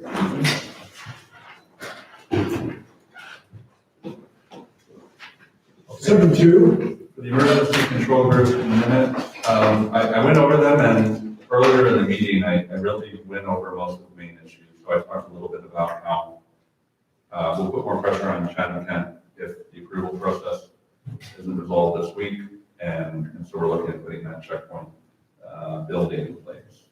And so we've been doing some preparations in case that needs to be put in place. And for November 4th, that was mostly a recap of Halloween patrol. So, which went smoothly. We did provide it this year. We weren't sure if we were going to. That's something we did. Question, Ron? Yes, comment. If they're stalling to do what we're asking of them, because of this garden shack or whatever, within our traditional territory,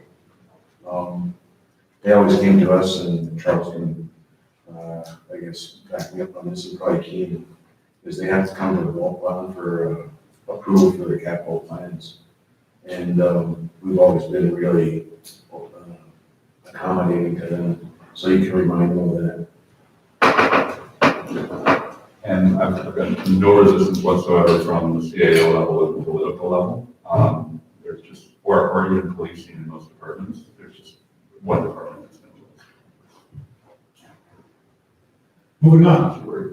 Joint venture updates? So, at the request of council, CTET reviewed the joint venture proposal from ACON, and including the draft MOU that they prepared for us to review. So generally speaking, you can read the memo from CTET. The general sense is he's not sure what the benefits would be to our First Nation, and the larger concern would be that it could limit some opportunities of other joint ventures. So he has some suggested wording if we do want to move forward with them. One would be that we have our agreement with the main company, Aecon Construction Group, Inc., that holds the capital for the company. So we wouldn't want an agreement with the subsidiary that holds no capital, similar to the Shell Corporation discussion we had with the other company. And you have a bit of concern that what's proposed is a joint venture with as many of as eight First Nations in Southwestern Ontario, which could be a challenge to manage, particularly when you're trying to sort out things like share of profit, depending on the degree of which First Nation is involved in each project. So it is a bit preliminary. I would say ACON hasn't presented us with the full package yet. It's really just the MOU, but the suggestion would be that we would make some changes to the MOU that would restrict us to this joint venture for a number of projects in the area, so that we have that flexibility to for other partnerships that could potentially bring more benefits to the First Nation if we want to move forward. I guess my concern at a higher political level in terms of the approach, I guess, and arriving at this deal, I guess, or this joint venture agreement through this memorandum of understanding. One is that based on our position, I guess, that we're looking primarily at activities within our traditional territory down here in southwestern Ontario. My concern is that they've already struck deals, from what I understand, with other First Nation as to buying into this MOU with full participation or consultation with Walpole Island. It's my understanding. And I haven't confirmed that, but I've heard that.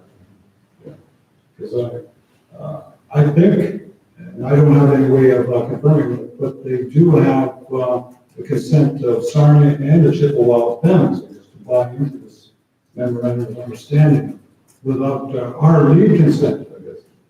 My concern is this is our traditional territory, and that we should be taking the political lead, I guess, in terms of guiding the direction of this MOU with ACON. And they're sort of taking the end round on us and hooking into other political First Nations without our concurrence. I think my own assessment on this is that we did partner with the joint venture that's very similar to what they proposed with the gas line project, and that was A6N between ACON and Six Nations. And we had a lot of the same employment benefits that we would theoretically be deriving through this partnership. So I'm not questioning the benefits, I'm questioning the political approach to this. And I agree, and that's a separate issue. So but like Sue said, I question whether those benefits are any different than if we weren't a joint venture partner, right? Because the company is always going to receive preferred treatment and procurement in our territory if they're hiring our members. So that's just a comment. Well, Yeah, I pointed that out, exactly what Charles said, if you recall, when we were meeting in Wallsburg with those guys from ACON. And I pointed the exact same thing, that we should be the first ones to do business with, because this is our traditional territory. Right. And they're all in our backyard. And I said, some of those First Nations don't even have no treaty, authority or anything like that within our traditional territory, and that we should have the first crack at everything. And so it was kind of just, if you want to say, smoothed over. So to me, I still feel that same way as Charles is, and I emphasize that was going to be a sticking point at this table. Because it's always pointed out at some point that, you know, we always get left in the dust, everybody else starts getting an equal share, and they don't even have a, you know, an end really, or a small one. And so they use a big stick like they have a big stick, so anyway, pretty much. Any additional comments? Cody? What kind of, do we know what kind of deals that they have with the other First Nations? Angela or California, can we ask them on information on previous deals that they made before our acknowledgement of any of the? It sounds like if deals were made, it would have been between the last time we met with them and today. Well, if you take a quick look at that presentation on the Gordie Howe Bridge, there's a vested interest by ACON as being one of the construction firms to work exclusively on that project. And again, it raises a bit of a concern from me, I guess, in terms of them taking that lead approach without our concurrence, I guess, to do that within our traditional territory and for a project that we have specific gains in terms of the vendor preference, I guess, in terms of that particular project. And here again, they've positioned themselves to sort of taking the lead, I guess, in terms of looking for labor and vendors, et cetera, from other First Nations. Seems to me it's a little bit, the situation is a little turned around. I will say, one thing I found out earlier in this process with the Hydro One transmission line is our employment training was already working with a competitor with a very similar name, ACON, to identify our own workers in their bid proposal. And the MOU as drafted would potentially put restrictions on us, so we couldn't have that kind of partnership with some of ACON's competitors.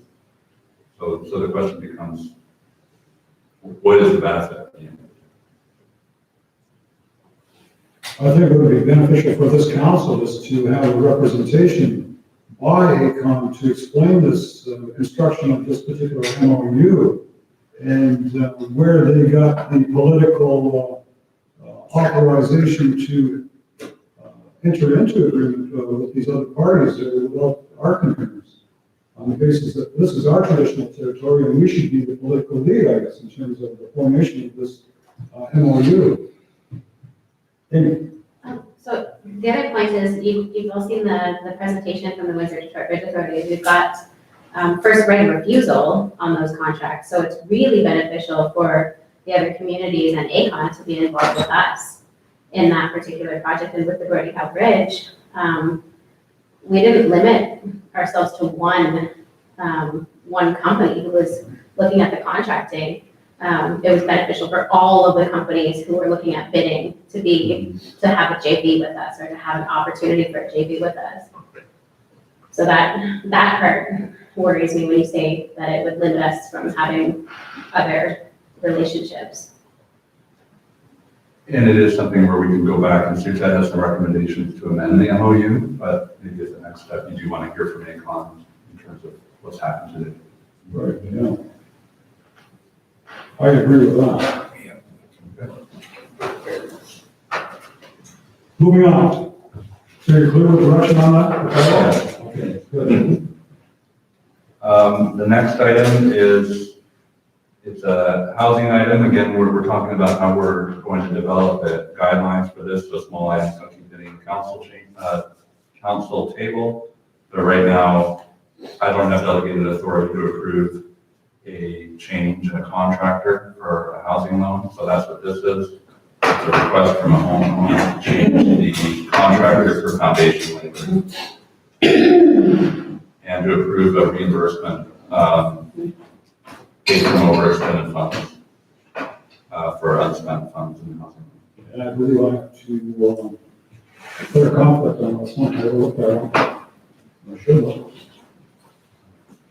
I have to declare conflict too. Are we just talking about a process here? No, we'll be bringing the process forward later, but in order to allow this family to change contractors and to reimburse the funds, we just need a motion from council. Question. We have a building inspector that inspects every, so, well, right from the beginning to end, correct? That the first phase, the foundation, and that is all completed to a certain point, and then the framing and all of that stuff. So there seems to be I'm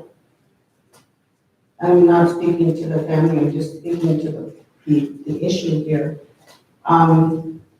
What percentage of work, if any, was completed that would warrant the foundation person any money? I believe that the original contractor completed probably the side and footing. And who verified that? Was that verified? I believe it was by the housing manager. No, The housing manager is not a, no, they did the work themselves on the foot. Okay. Yep. Well, they saved a bunch of money, I guess, doing it themselves, instead of going with conventional, corn footing, went into the ground and utilized the cavity of the ground to form the basis of the receipt of the concrete.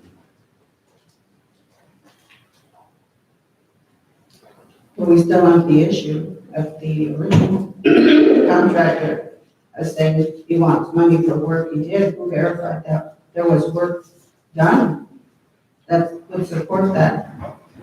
And invoice. There was no work done by the contractor. No.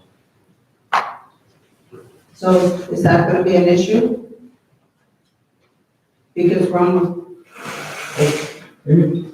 I'm just curious if there's an appetite for council to temporarily give James the delegated authority to deal with these types of issues, so they don't have to keep coming back here Yeah, in the interim, until you have some established process.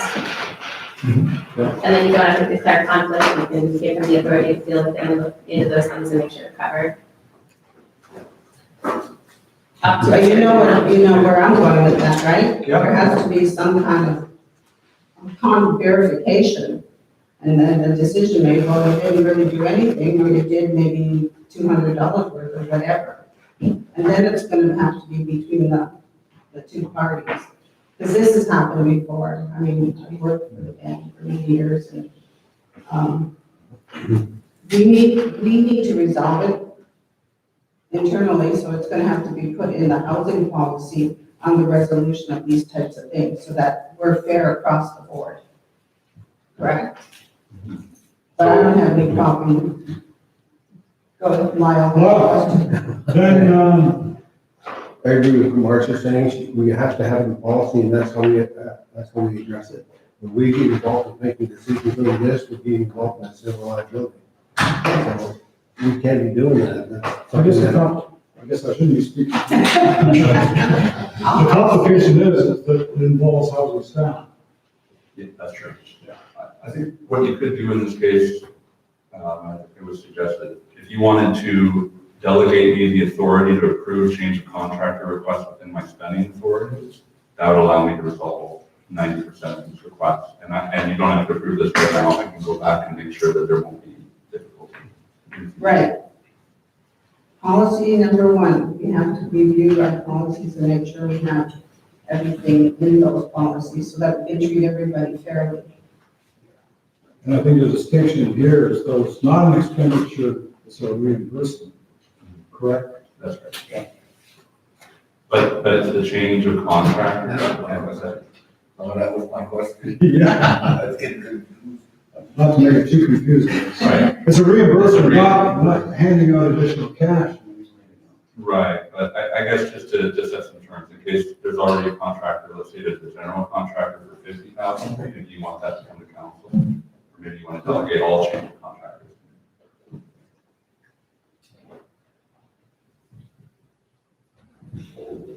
You have approved budgets, right? Yeah. Approved housing budgets. So when we discuss your signing authority, that'll take that into consideration. So until we assign, give that signing authority, we're asking, the chief's asking us to, by motion, give James the authority to deal with these issues and how.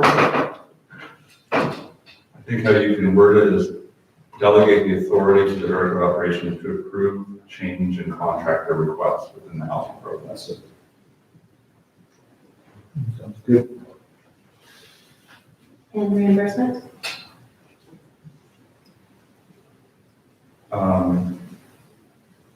And associated reimbursements and expenditures.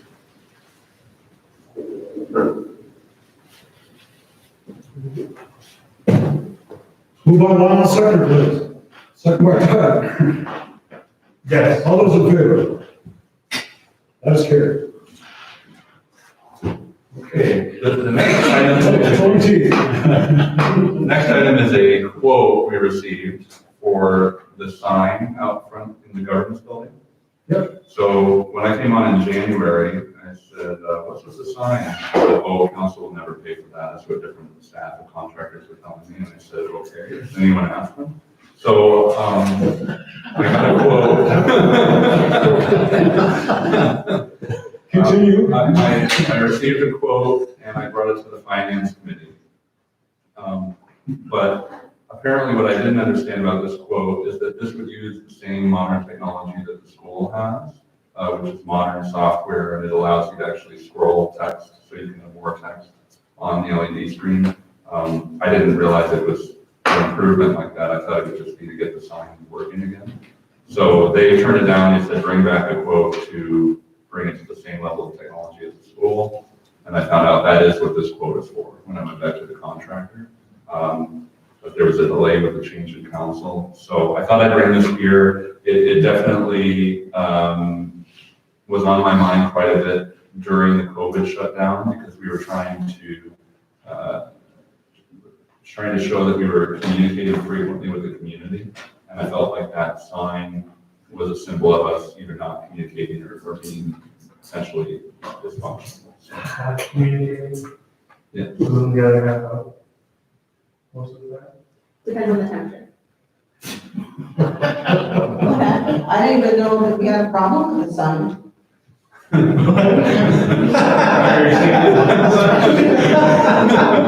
So the sign doesn't work, is that what? It doesn't work. You can't read it because of Some spots. some soft Oh, spots. okay. And it also uses MS-DOS program. It feels like DOS. Yeah. There's a really big computer in there. What? Sorry. It just uses very old HTML coding that's clunky to use and hard to train. Floppy disk. So who's gonna be in charge of making the updates on the sign? Brooke Steins. Hmm? Brooke Steins and Tom would oversee. Tom will be doing that. No, it was inputting. Yeah, everybody. It usually happens in this office, yeah. And we're hoping that with this one, it can be done remotely, like, without having to go into this room and use the big computer. We have the technology. And we have money? You do have money, Where's it coming from? so I typically, I'd suggest no source revenue there. I could suggest a holding agreement if you wanted to use that instead, that still has money. Joanne? Can we take any money out of the COVID dollars? Because I think when programs are shut down or when the band office is shut down, it's good to keep the communication open to the community, and how do you do that?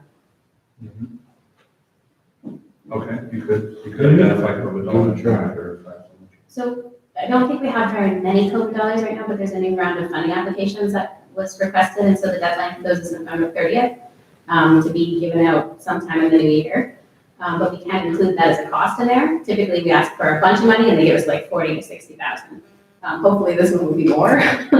So those financial rates we got a month ago are not correct, and because there is a large chunk of money left in COVID, but we don't have any financial, reports to tell us anything. About 120,000. There's about 120,000 left, which we weren't aware of the new round. We wanted to make sure there was enough for things like bridge security. We were right back where we were. Okay, let's make it less complicated. Let's take it out of own source revenue. If we find a pot to reimburse own source revenue, we will do that. How's that? Moved by Burton, second by Elaine, that we approve of the expenditure for $18,465 from Brooks and the accountants of own source revenue under the condition that an outside funding source is identified to offset that cost, that own source revenue would be reimbursed. We agree on that motion? Okay. All in favor? That is carried. That's the long and short of that. The last item in my report is an invoice from education for the sprayers that are used to quickly disinfect a large area, disinfect buses and things like that. It's above my sign-in authority, because the amount that we purchased is $35,000. But it's within approved budget. We identified the need several months ago. Moved by Burton, second by Elaine, all those in favor? That is carried. No, I just had a question. Did they get 3 estimates then for this? For this one, they did. They had multiple estimates. I knew that. I remember going to this. And you can see the quotes, it's page 3 of the attachment, or, no, I'm sorry. That's the sprayer. That's the sprayer.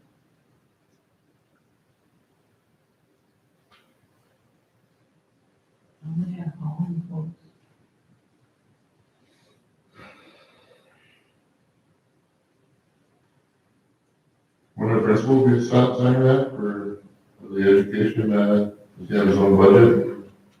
Maybe? It's above everybody's signing authority, so James and the chief under 20,000. So anything beyond that usually goes to finance committee and then the council for recommendation, but because there's no finance committee, it's coming right to you guys. But just in terms of the quotes, I'm pretty sure that this was quoted and approved as a cost, back in June, I think it was. So this is just approving the payment because it's above James's signing authority. Correct.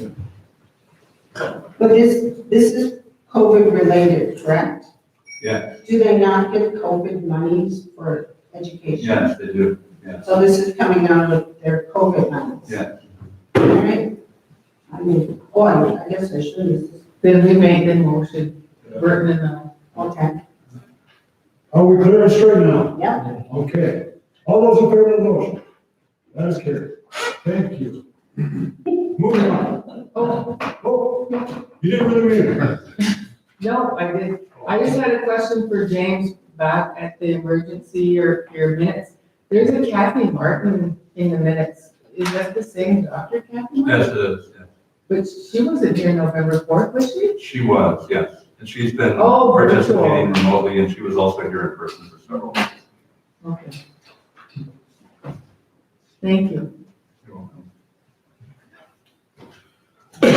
Okay, when did you want to do the HR? We can go through the financial approvals. Go through the financial? Do you want to get broader? It's mostly amendments to the. It's just VCRs, isn't it? Yeah.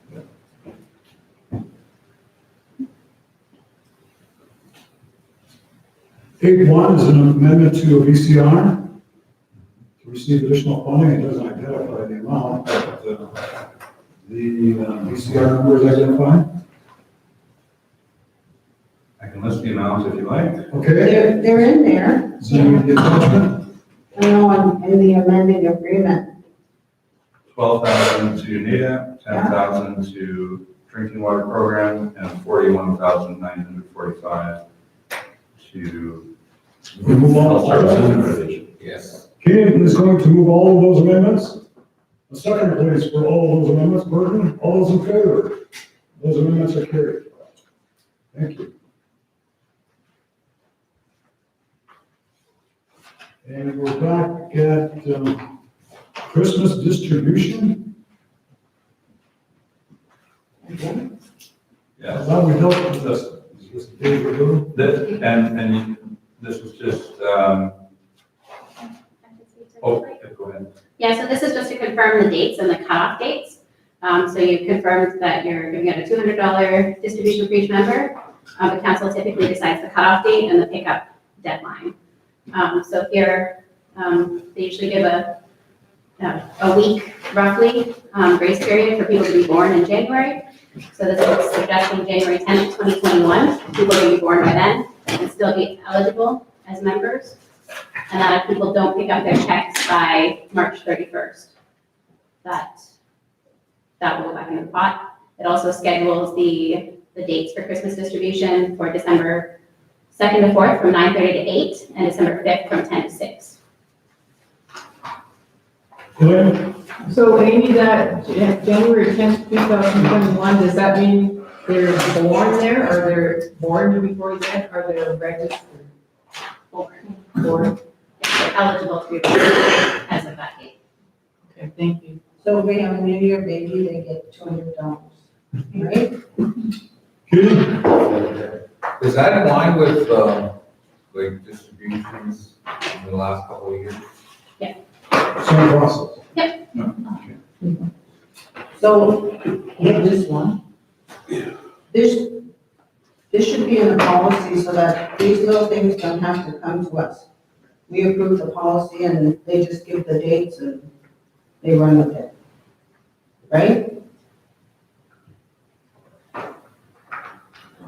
I don't think so, no. Nice try, though. Yeah. Keenan, Move. move by Keenan. Wait, I am just noticing in the motion, it doesn't say that the cutoff date is March 31st, but that's supposed to be in the motion as well. Are you okay with that? Include that in the original motion, second by Tyler. All those in favor? Carried. In the original motion, we identified the source of the monies for the distribution, the account. Okay. And then we're going to get that reimbursement from Cajon Enterprise, correct? Oh, for the turkey, right? Or for the feast? Wow, for the distribution.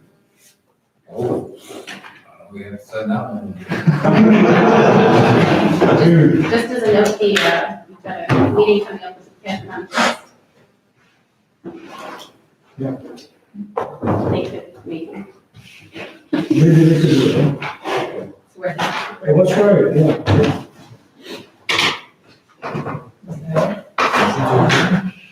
Camera. We're going in camera? Oh, well, We had those two.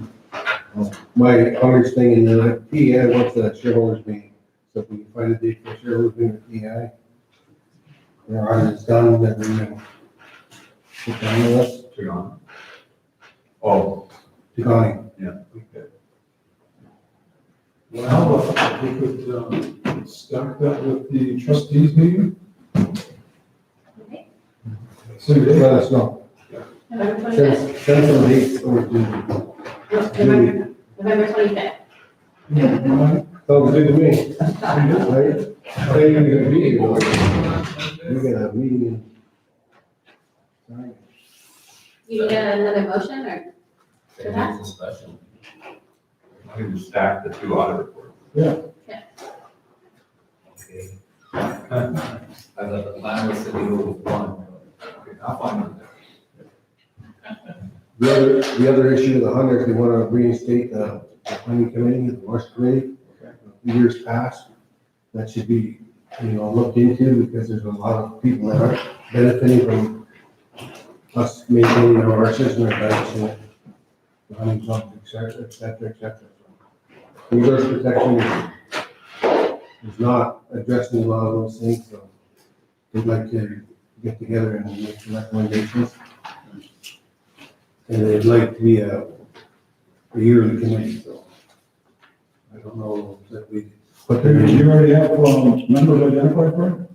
Yeah, they've got six members identified. The ones we had in the past, Cody was on there with myself and Bill Sands and, Jeff McKean, and there was a number of people. What about this?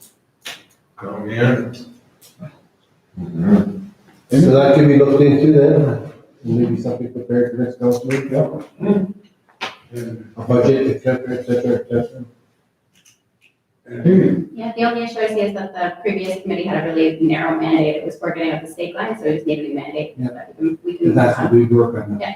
Expand that mandate then? Dave? I just had a quick update, like I said, we're going to get too far ahead of ourselves with St. Anne's.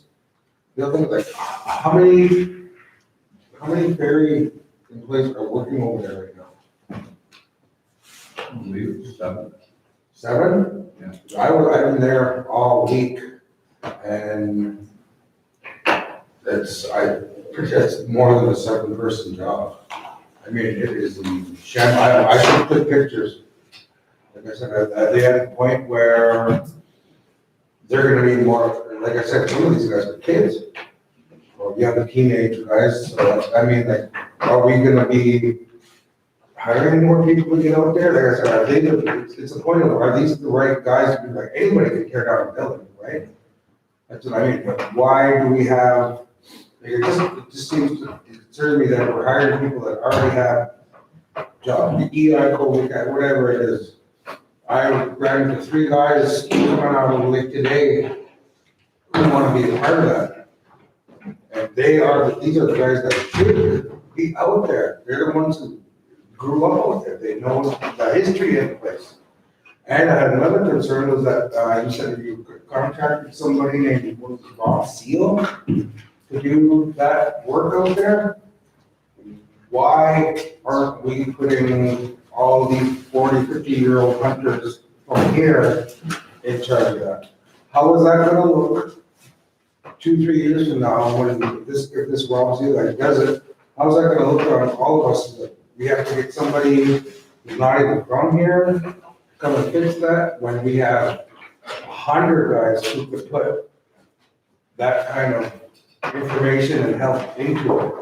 So that's how it's gonna look, that's what I mean, in my opinion, I don't want somebody to say, oh, we have to hire somebody because it's just that we don't know what we're doing. All we're doing is reconstructing buildings and building up land and seawalls and trimming trees, that's what I mean. Just that the amount of input that I'm getting from community members wondering what's going on out there and why they're not a part of it. James, you want to respond to Sure. So Rob Seal is by no means in charge of the project. He just gets a modern stipend to meet with us from time to time just to get a fresh perspective on what some of the other hunt clubs in the area look like. So he's not. Okay, well, about the Marsh Committee, these are the people that should be making those decisions for all these clubs.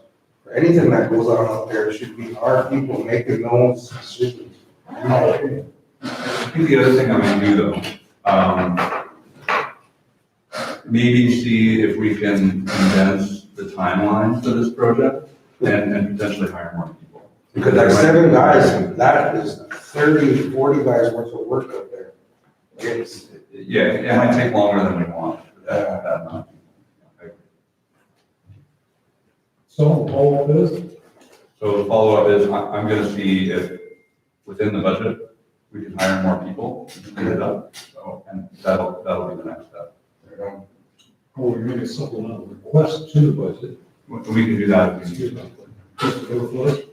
Cody? Yeah, that's what beneficial, like where I have the Marsh Committee, they had certain input on there, like we have elders up there that settle on that Marsh Committee, we had avid hunters, we had a lot of voice from that aspect.